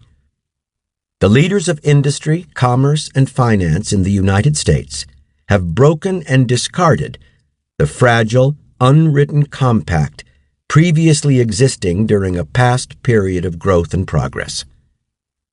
For a considerable time, the leaders of business and labor have sat at the Labor Management Group's table, recognizing differences, but seeking consensus where it existed. That worked because the business community in the U.S. succeeded in advocating a general loyalty to an allegedly benign capitalism that emphasized private property, independence, and self-regulation, along with an allegiance to free, democratic politics. That system has worked best, of course, for the haves in our society rather than the have-nots, yet it survived in part because of an unspoken foundation, that when things got bad enough for a segment of society, the business elite gave a little bit, enabling government or interest groups to better conditions somewhat for that segment. That give usually came only after sustained struggle, such as that waged by the labor movement in the 1930s and the civil rights movement in the 1960s. The latest breakdown in our relationship is also perhaps the most serious. The fight waged by the business community against that labor law reform bill stands as the most vicious, unfair attack upon the labor movement in more than 30 years. Labor law reform itself would not have organized a single worker. Rather, it would have begun to limit the ability of certain rogue employers to keep workers from choosing democratically to be represented by unions through employer delay and outright violation of existing labor law. The rise of multinational corporations that know neither patriotism nor morality, but only self-interest, has made accountability almost non-existent. At virtually every level, I discern a demand by business for docile government and unrestrained corporate individualism. Where industry once yearned for subservient unions, it now wants no unions at all. Factory Tracts. The Mill Girls of Lowell, Massachusetts, 1845. When you sell your product, you retain your person. But when you sell your labor, you sell yourself, losing the rights of free men and becoming vassals of mammoth establishments of a moneyed aristocracy that threatens annihilation to anyone who questions their right to enslave and oppress. Those who work in the mills ought to own them, not have the status of machines ruled by private despots who are entrenching monarchic principles on democratic soil as they drive downwards freedom and rights, civilization, health, morals, and intellectuality in the new commercial feudalism.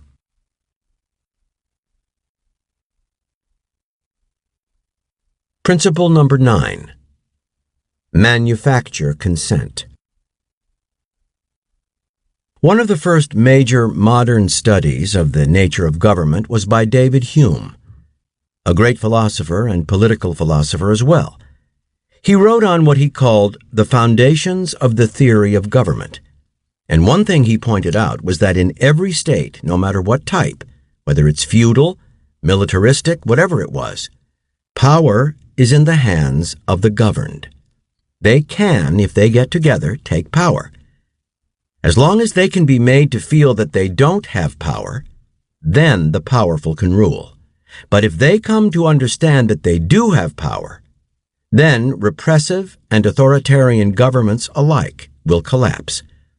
That's one of the reasons why we have this enormous public relations industry. The rise of the PR industry. The public relations industry is a phenomenon that developed in the freest countries, in Britain and the United States, and the reason is pretty clear. A century ago, it became clear that it was not going to be so easy to control the population by force. Too much freedom had been won through labor organizing, parliamentary labor parties in many countries, women starting to get the franchise, and so on. It was kind of like the 60s. The danger of democracy, and the reaction was sort of similar. A crucial part of it was the rise of the PR industry. Its leading intellectual figure, and kind of guru, was Edward Bernays, a Wilson Roosevelt Kennedy progressive talking from the so-called left end of the political spectrum. He wrote a book called Propaganda. The term was used honestly in those days, which was a kind of manual, providing theoretical guidance for the rising public relations industry. He explained the purpose in kind of Madisonian terms. He said the country has to be governed by the intelligent minority, which is, of course, us. Anyone who advocates this is part of it. So, the intelligent minority has to run the country in the interests of the general population. You can't let them make the decisions because they'll make terrible decisions. Part of the way we do this is by what he called engineering of consent. They're too dumb to understand, so we'll engineer their consent to what we decide. And that's the purpose of the public relations industry. You find this doctrine all through progressive intellectual thought, like Walter Lippmann, the major progressive intellectual of the 20th century. He wrote famous progressive essays on democracy in which his view was exactly that. The public must be put in their place, so that the responsible men can make decisions without interference from the bewildered herd. Fabricating consumers. It was understood and expressed that you have to control people through beliefs and attitudes. Well, one of the best ways to control people in terms of attitudes is by what the great political economist Thorstein Veblen called fabricating consumers. If you can fabricate wants, make obtaining things that are just about within your reach the essence of life, they're going to be trapped into becoming consumers. You read the business press in the 1920s, and it talks about the need to direct people to the superficial things of life, like fashionable consumption, and that'll keep them out of our hair.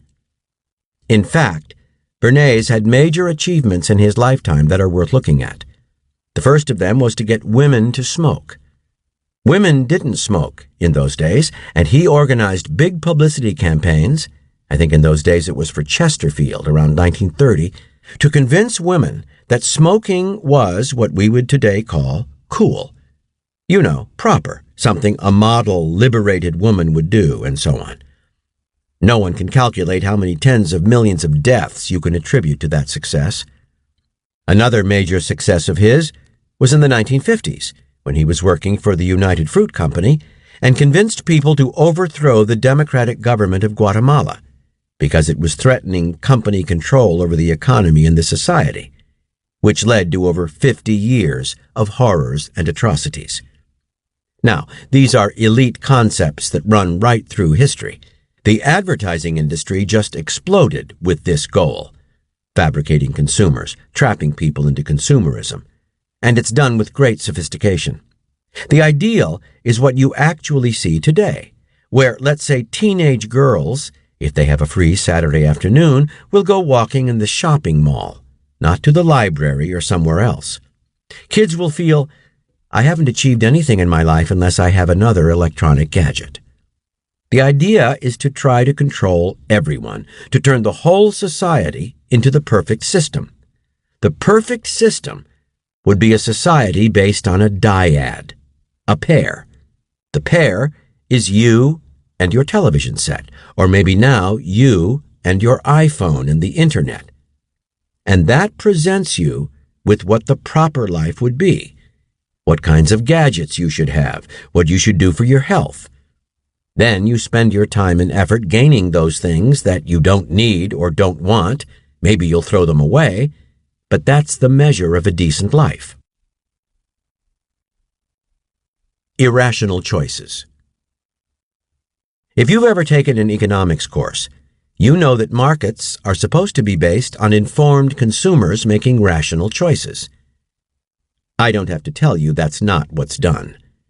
If advertisers lived by market principles, then some enterprise, say General Motors, would put a brief announcement of their products and their properties, along with comments by Consumer Reports magazine, so you could make a judgment about it.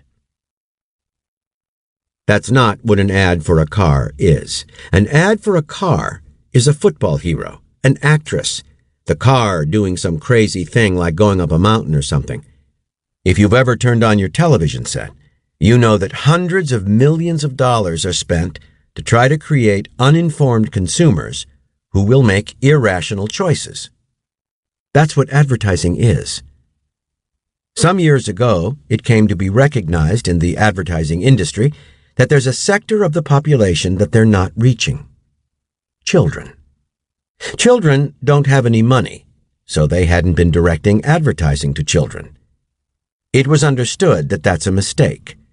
Children may not have money, but their parents do. So something new developed in the advertising industry. It's called the psychology of nagging.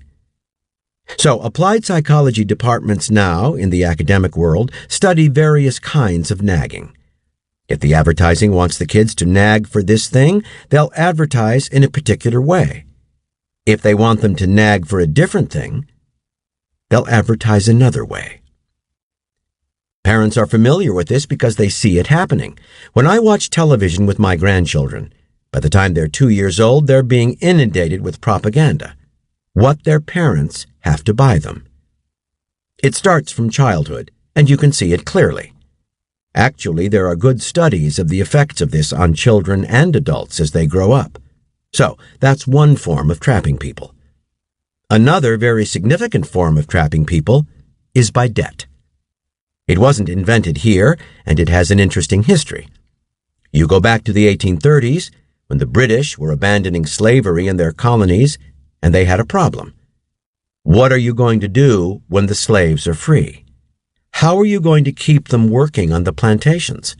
After all, there's plenty of land, and they can go off, get themselves a patch of land, and live quite happily.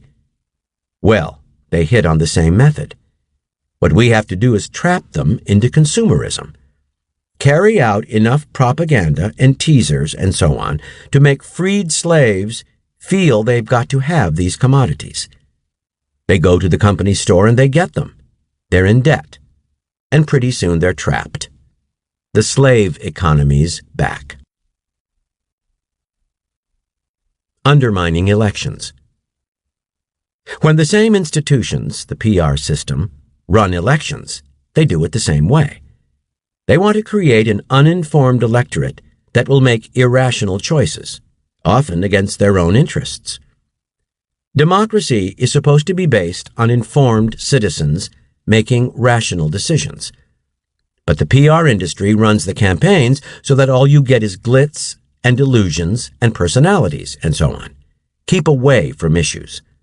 And the reason that you have to keep away from issues is clear enough. On issues, there's a big substantial divide between public policy and public opinion.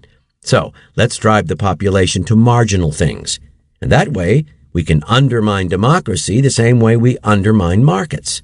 And also contribute to the general purpose of marginalizing, atomizing people and directing their attitudes and concerns away from what might matter to them as functioning people in a free, vibrant, democratic society, to just working for us.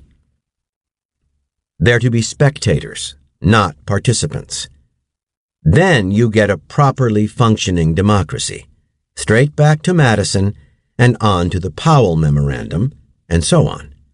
And we see it every time one of these extravaganzas take place. Selling candidates. Right after the election, President Obama won an award from the advertising industry for the best marketing campaign of 2008. It wasn't reported here, but if you go to the international business press, executives were euphoric. They said, "We've been selling candidates, marketing candidates like toothpaste ever since Reagan, and this is the greatest achievement we have." I don't usually agree with Sarah Palin, but when she mocks what she calls the hopey-changey stuff, she's right. First of all, Obama didn't really promise anything. That's mostly illusion. Go back to the campaign rhetoric and take a look at it. There's very little discussion of policy issues, and for very good reason, because public opinion on policy is sharply disconnected from what the leadership of the two parties and their financial backers want. Policy, more and more, is focused on the private interests that fund the campaigns, with the public being marginalized. If you think about it, the advertising industry, which spends hundreds of millions of dollars a year to create the kind of individual who's focused on fulfilling artificial, externally imposed wants, and who is an uninformed consumer making irrational decisions, the reason they're spending huge funds on that is because they believe people are rational. Otherwise, they wouldn't bother. They're trying to turn people into irrational creatures, and they're putting huge efforts into it. And I think they're right. They're not wasting their money. If they didn't do that, people would be making rational decisions. And I think the rational decisions would be, essentially, dismantling illegitimate authority and hierarchic institutions. Essays, moral, political, literary, 1741, and other sources. Essays, moral, political, literary. David Hume, 1741. Nothing appears more surprising to those who consider human affairs with the philosophical eye than the easiness with which the many are governed by the few, and the implicit submission with which men resign their own sentiments and passions to those of their rulers. When we inquire by what means this wonder is effected, we shall find that as force is always on the side of the governed, the governors have nothing to support them but opinion. It is therefore on opinion only that government is founded, and this maxim extends to the most despotic and most military governments, as well as to the most free and most popular. The Soldan of Egypt or the Emperor of Rome might drive his harmless subjects like brute beasts against their sentiments and inclination, but he must at least have led his Mamelukes or Praetorian bands like men by their opinion. Propaganda. Edward Bernays, 1928. The conscious and intelligent manipulation of the organized habits and opinions of the masses is an important element in democratic society. Those who manipulate this unseen mechanism of society constitute an invisible government which is the true ruling power of our country. We are governed, our minds are molded, our tastes formed, our ideas suggested, largely by men we have never heard of. This is a logical result of the way in which our democratic society is organized. Vast numbers of human beings must cooperate in this manner if they are to live together as a smoothly functioning society. They govern us by their qualities of natural leadership, their ability to supply needed ideas, and by their key position in the social structure. Whatever attitude one chooses to take toward this condition, it remains a fact that in almost every act of our daily lives, whether in the sphere of politics or business, in our social conduct or our ethical thinking, we are dominated by the relatively small number of persons, a trifling fraction of our 120 million, who understand the mental processes and social patterns of the masses.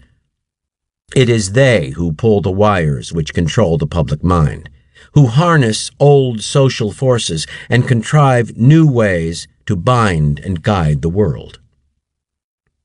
Ours must be a leadership democracy administered by the intelligent minority who know how to regiment and guide the masses. Is this government by propaganda? Call it, if you prefer, government by education. But education, in the academic sense of the word, is not sufficient. It must be enlightened, expert propaganda through the creation of circumstances, through the high spotting of significant events, and the dramatizations of important issues. The statesmen of the future will thus be enabled to focus the public mind on crucial points of policy and regiment a vast, heterogeneous mass of voters to clear understanding and intelligent action. From social taboo to torture freedom, the marketing of cigarettes to women. Amanda Amos and Margareta Haglund, 2000. It is questionable whether smoking would have become as popular among women as it did if tobacco companies had not seized on this opportunity in the 1920s and 1930s to exploit ideas of liberation, power, and other important values for women to recruit them to the cigarette market. In particular, they needed to develop new social images and meanings for female smoking to overcome the association with louche and libidinous behavior and morals. Smoking had to be repositioned as not only respectable, but sociable, fashionable, stylish, and feminine. The goal was a potential doubling of the market. As described in 1928 by Mr. Hill, the president of American Tobacco, it will be like opening a new gold mine right in our front yard. Fast Food Nation, The Dark Side of the All-American Meal. Eric Schlosser, 2001. The explosion in children's advertising occurred during the 1980s. Many working parents, feeling guilty about spending less time with their kids, started spending more money on them.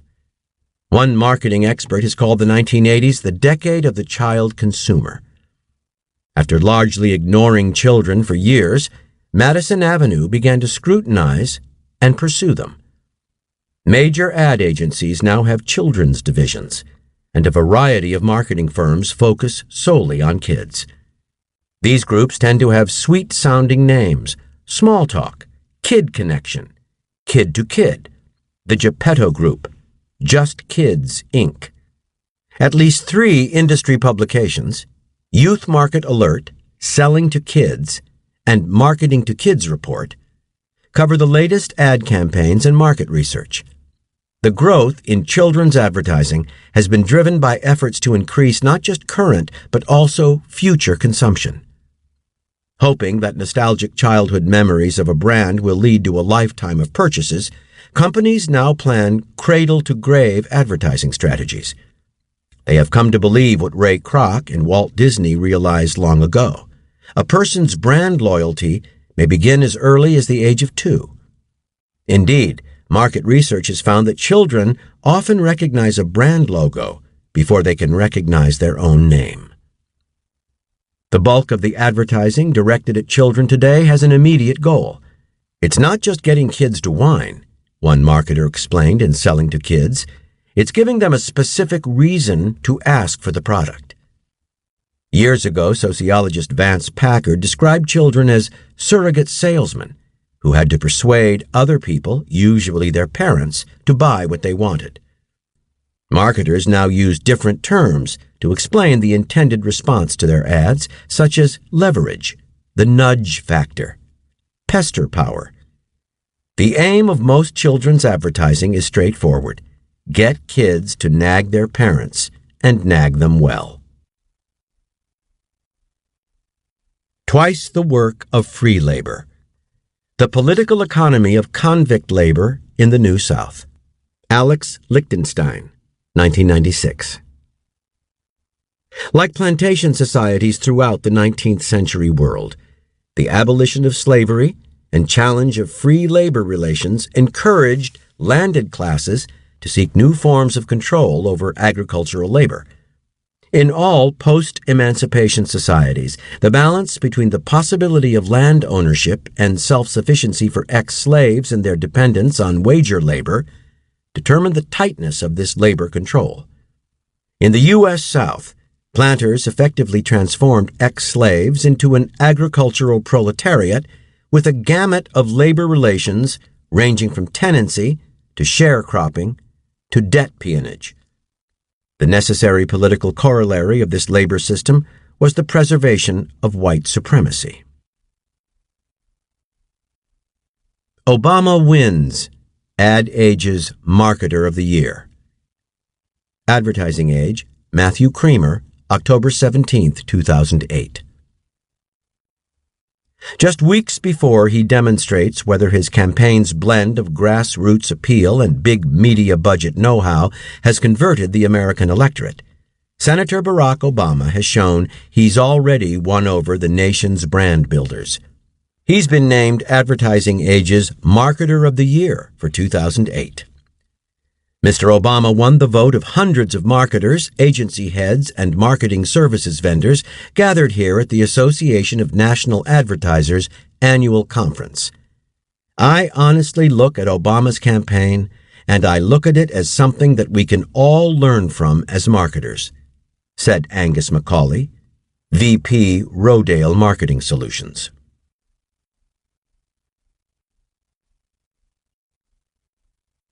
Principle number 10.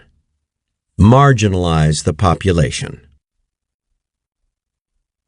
One of the leading political scientists, Martin Gilens, has done important studies of the relationship between public attitudes and public policy based on polling data. It's a pretty straightforward thing to study. Policy you can see and public opinion you know from extensive polling. In one study, together with another fine political scientist, Benjamin Page, Gilens took about 1,700 policy decisions and compared them with public attitudes and business interests. What they show, I think convincingly, is that policy is uncorrelated with public attitudes and closely correlated with corporate interests. Elsewhere, he showed that about 70% of the population has no influence on policy. They might as well be in some other country. And as you go up the income and wealth level, the impact on public policy is greater. The rich, essentially, get what they want. Polling data is not refined enough for him to look beyond the top 10%, which is kind of misleading because the real concentration of power is in a fraction of 1%. But if the study was carried up to there, it's pretty clear what you'd find. They get exactly what they want because they're basically running the place. The fact that policy doesn't correspond to public interest shouldn't come as a big surprise. This has been going on for a long time. Government policy is designed to implement state power and the power of dominant elements within the society. Here, it means mainly the corporate sector. The welfare of the population is secondary, and often not cared for at all. And the population knows it. That's why you have this tremendous antagonism toward institutions, all institutions. So, support of Congress is often in the single digits. The presidency is disliked. Corporations are disliked. Banks are hated. It extends all over. Even science is disliked. Why should we believe them? Unfocused anger. There's popular mobilization and activism, but in very self-destructive directions. It's taking the form of unfocused anger, hatred, attacks on one another, and on vulnerable targets. Really irrational attitudes, people mobilizing against their own interests, literally against their own interests, supporting political figures whose goal is to harm them as much as possible. We're seeing this right in front of us. You look at the television and the internet, you see it every day. That's what happens in cases like this. It is corrosive of social relations, but that's the point. The point is to make people hate and fear each other, look out only for themselves, and not do anything for anyone else. So take Donald Trump. For many years, I have been writing and speaking about the danger of the rise of an honest and charismatic ideologue in the United States, someone who could exploit the fear and anger that has long been boiling in much of the society, and who could direct it away from the actual agents of malaise to vulnerable targets. The dangers, however, have been real for many years, perhaps even more so in the light of the forces that Trump has unleashed, even though Trump himself does not fit the image of honest ideologue. He seems to have very little of a considered ideology apart from me and my friends. He got huge support from people who were angry at everything. Every time Trump makes a nasty comment about whoever, his popularity goes up, because it is based on hate and fear. The phenomenon that we are seeing here is generalized rage. Mostly white, working class, lower middle class people who have been cast by the wayside during the neoliberalism period. They've lived through a generation of stagnation and decline, and a decline in the functioning of democracy. Even their own elected representatives barely reflect their interests and concerns. Everything has been taken away from them. There is no economic growth for them. There is for other people. The institutions are all against them. They have serious contempt for institutions, especially Congress. They have a deep concern that they are losing their country because a generalized they are taking it away from them.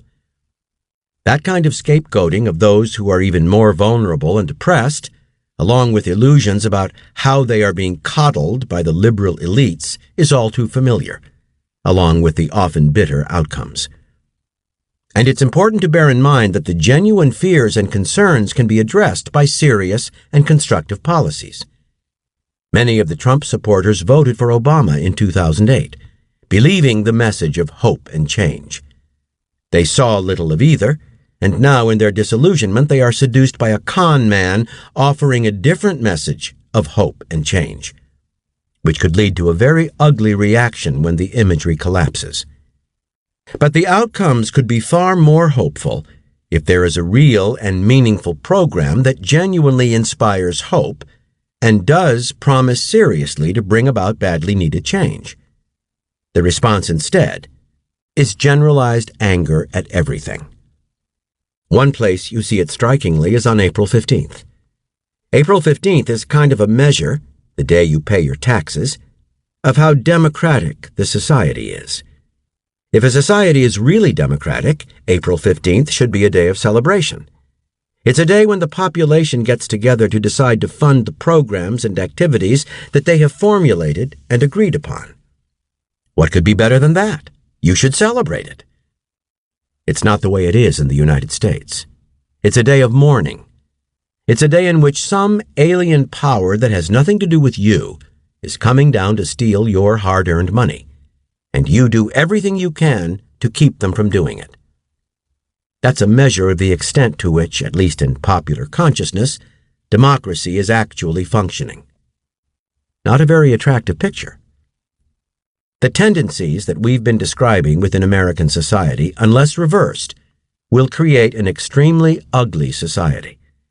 A society that's based on Adam Smith's vile maxim, all for ourselves, nothing for anyone else. The new spirit of the age, gain wealth, forgetting all but self. A society in which normal human instincts and emotions of sympathy, solidarity, mutual support, in which they're driven out. That's a society so ugly I don't even know who'd want to live in it. I wouldn't want my children to. If a society is based on control by private wealth, it will reflect those values.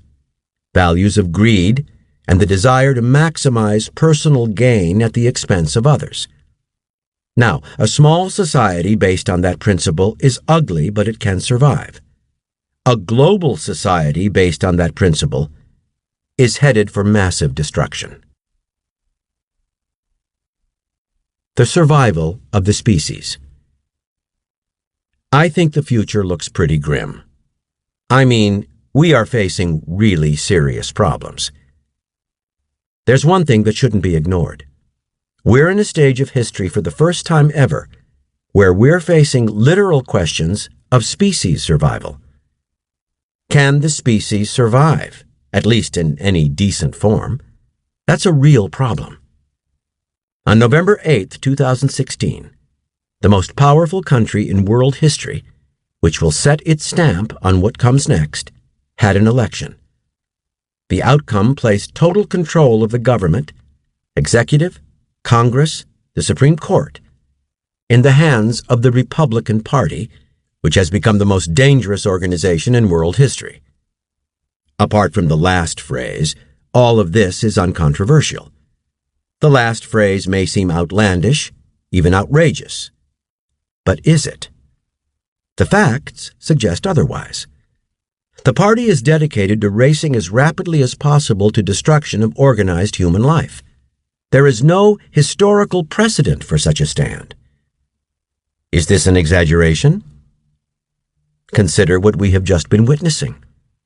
The winning candidate calls for rapid increase in use of fossil fuels, including coal, dismantling of regulations, rejection of help to developing countries that are seeking to move to sustainable energy, and in general, racing to the cliff as fast as possible.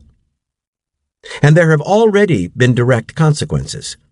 The COP21 Paris negotiations on climate change aimed for a verifiable treaty, but had to settle for verbal commitments because the Republican Congress would not accept any binding commitments. The follow-up COP22 Marrakesh conference aimed to fill in the gaps. It opened on November 7, 2016. On November 8th, Election Day, the World Meteorological Organization presented a dire and ominous report on the current state of environmental destruction. As the results of the election came in, the conference turned to the question of whether the whole process could continue with the most powerful country withdrawing from it and seeking to undermine it. The conference ended with no issue, and an astonishing spectacle. The leader in upholding the hopes for decent survival was China, and the leading wrecker in virtual isolation was the leader of the free world. One can, again, hardly find words to capture this spectacle. It is no less difficult to find words to capture the utterly astonishing fact that in all the massive coverage of the electoral extravaganza, none of this receives more than passing mention. At least I am at a loss to find appropriate words. We are heading, eyes open, toward a world in which our grandchildren may not even be able to survive. We're heading toward environmental disaster, and not just heading toward it, but rushing toward it. The U.S. is in the lead of accelerating these dangers under the pressure of business for, in large part, institutional reasons. Just take a look at the headlines. There was a report on the front page of the New York Times, a revealing report on the measurements of the Arctic ice cap. Well, it turns out the melting was far beyond anything that had been predicted by sophisticated computer models, and the melting of the Arctic ice cap has very substantial effects on the climate altogether. It's an escalating process because as the ice cap melts, less of the sun's energy is reflected and more comes into the atmosphere, creating an escalating, non-linear process that gets out of control. The article also reported the reactions of governments and corporations. Their reaction is enthusiasm.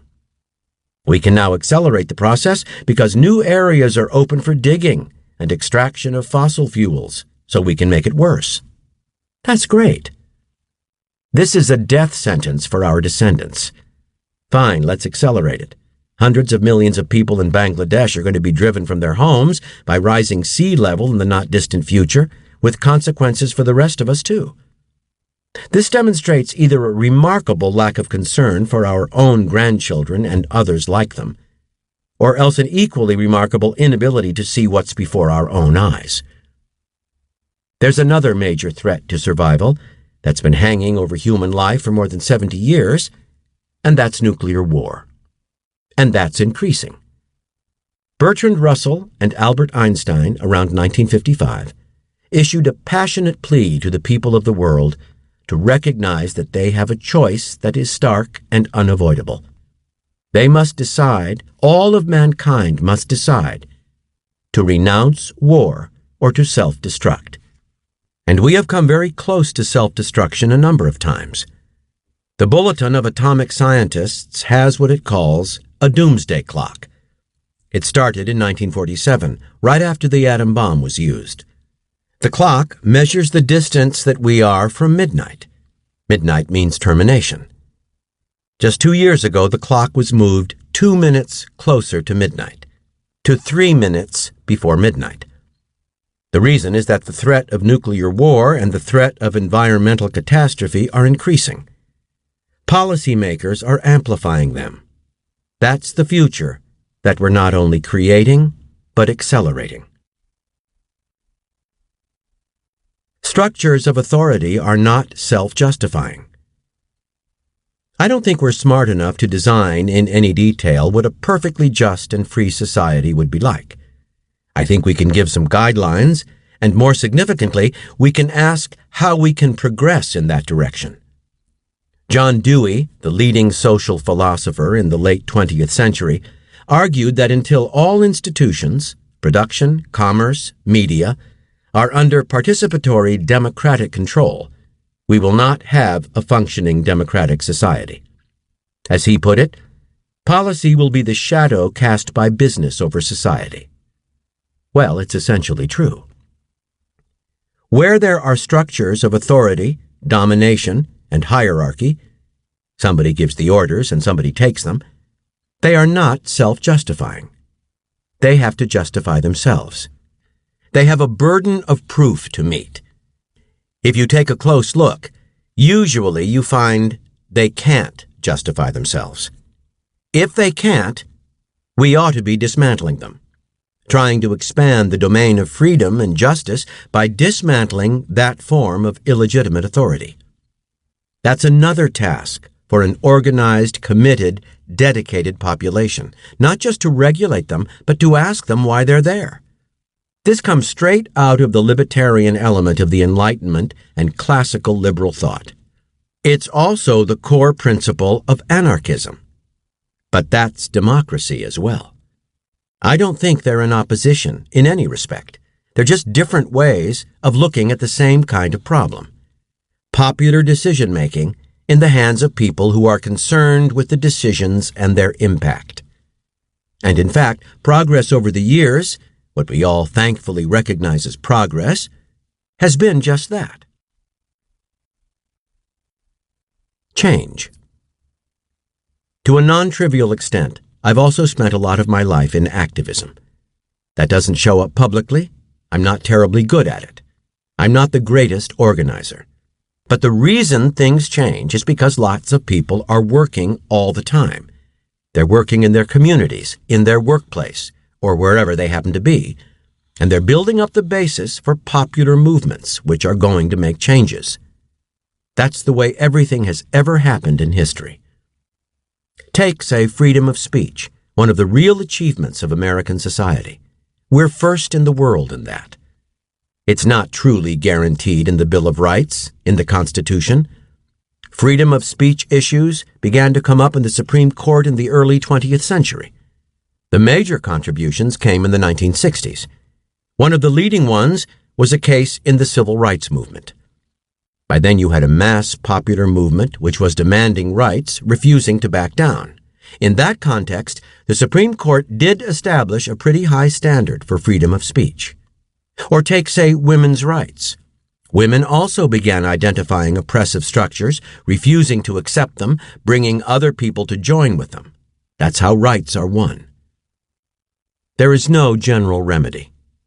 There are particular remedies for particular problems, but there's no general remedy, at least that I know of, for everything. The activists are the people who have created the rights that we enjoy. They're not only carrying out policies based on information that they're receiving, but also contributing to the understanding. Remember, it's a reciprocal process. You try to do things. You learn. You learn about what the world is like. That feeds back to the understanding of how to go on. The way people learn is by interaction. That's even true of the advanced sciences. If you go to a research lab in the sciences, people are talking to each other. They're challenging each other. They're presenting ideas, getting reactions from colleagues, students, and so on. If you're isolated, you might be an individual genius who can figure things out, but it's not likely. You don't have the resources, or the support, or the encouragement to try to find out who you are, what's happening in the world, where you should be looking, and so on.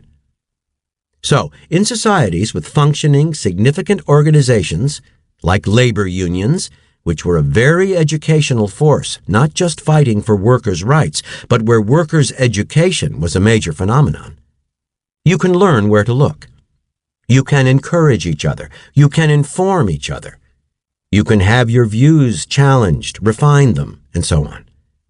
Then you can overcome the very natural efforts of elite institutions to protect you from what they don't want you to know. So it's like everything else, a constant struggle against power. During the Arab Spring, in the early days of the Tahrir Square demonstrations, government pressures were very significant. A lot of the organizing was done through social media, and President Mubarak made the decision to shut down the internet to block the activism through social media. What was the effect? Activism increased, because people returned to what really matters, which is face-to-face contact. People began to talk to one another. We have plenty of evidence that direct personal interchange, organizing with people directly, talking to them, listening to them, and so on, has a major effect. Social media are useful, and all organizers and activists use them, but it's not like really entering into a discussion with people directly. We're human beings, we're not robots, and I think that can't be forgotten. So, to the question, what can we do? Just about anything we choose to do. The fact of the matter is, by comparative standards, we live in quite a free society. It wasn't a gift from heaven. The freedoms that we have were won by hard, painful, courageous, popular struggle. But they're there. We have that legacy, a legacy granted to us by the struggles of others. There are huge opportunities. It's still the freest society in the world in many ways. Government has very limited capacity to coerce. Corporate business may try to coerce, but they don't have the mechanisms. There's a lot that can be done if people organize, struggle for their rights as they've done in the past, and we can win many victories.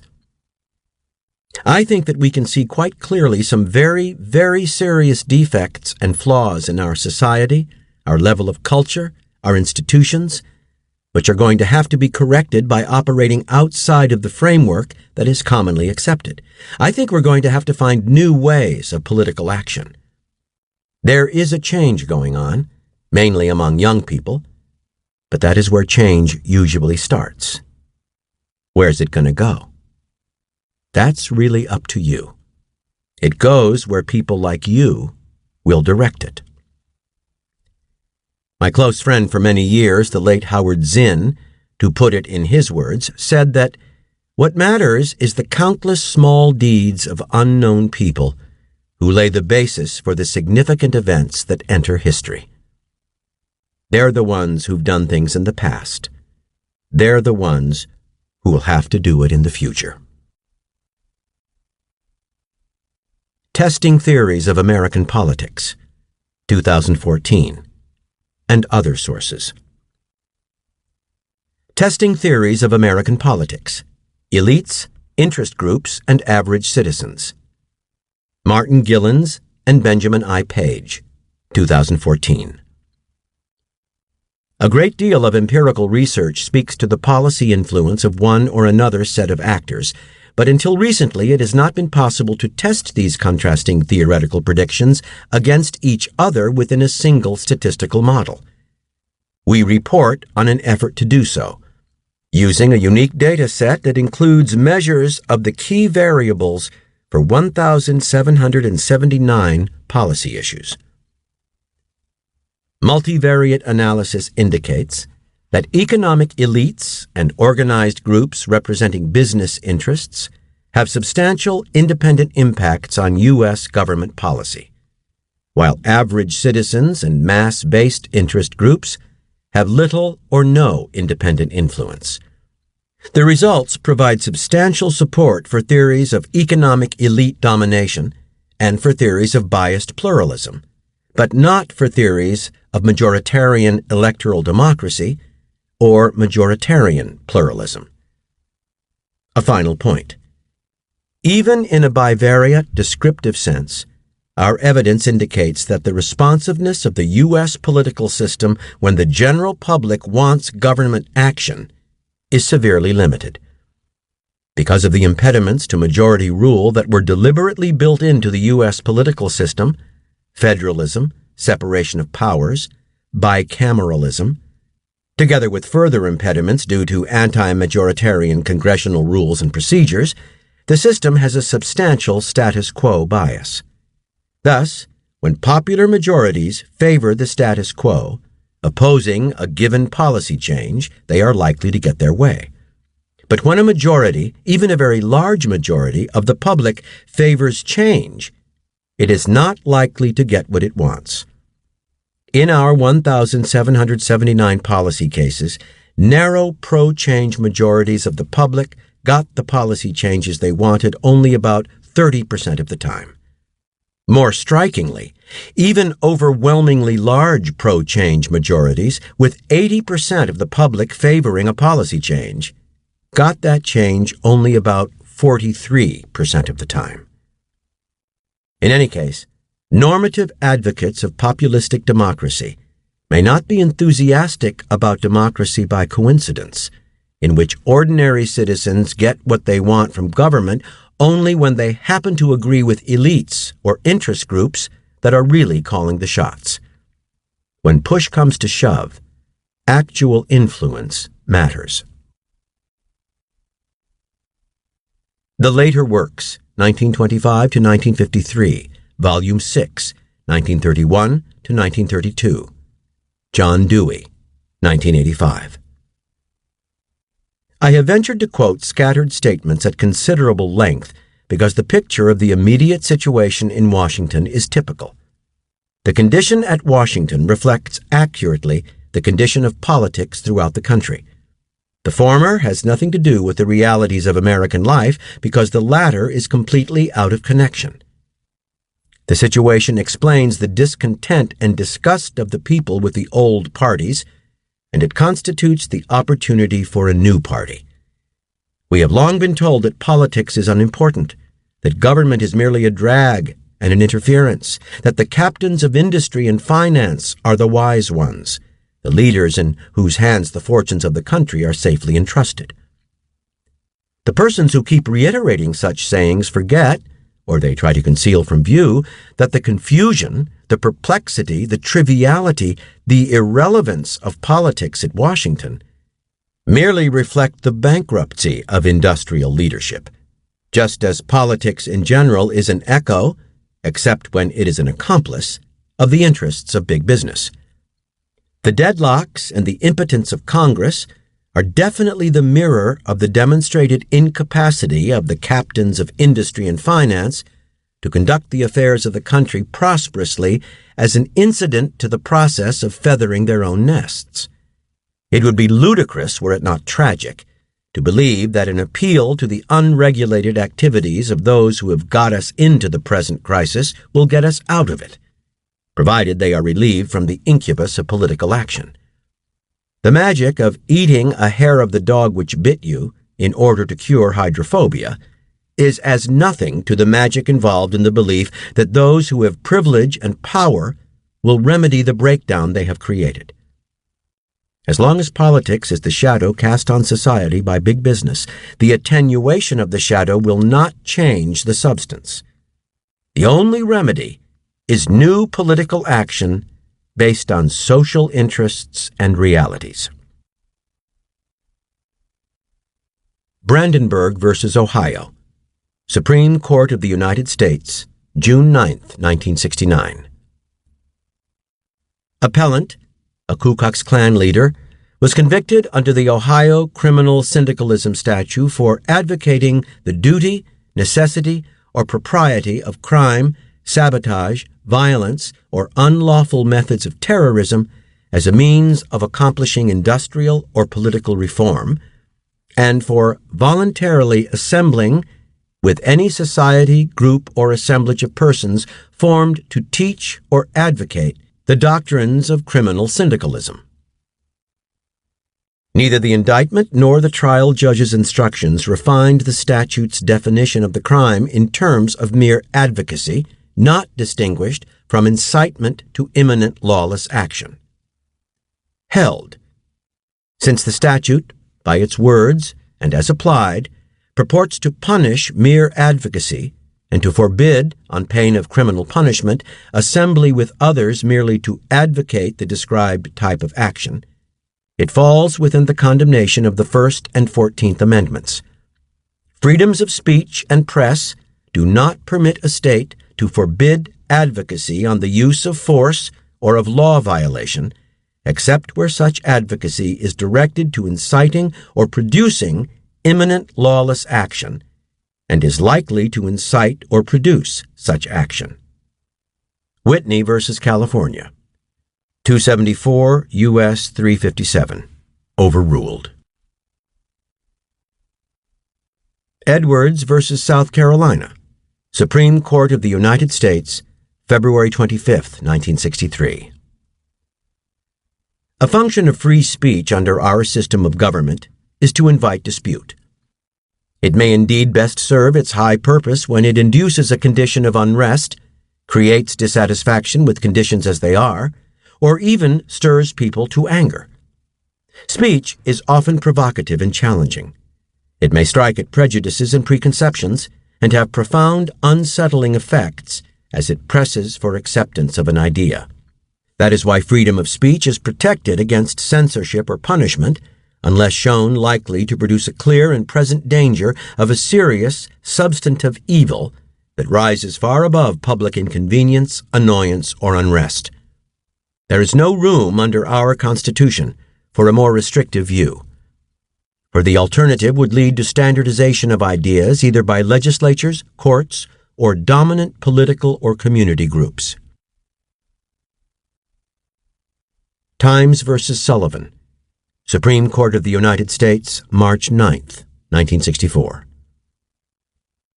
Respondent, an elected official in Montgomery, Alabama, brought suit in a state court alleging that he had been libeled by an advertisement in Corporate Petitioner's newspaper, the text of which appeared over the names of the 4 individual petitioners and many others.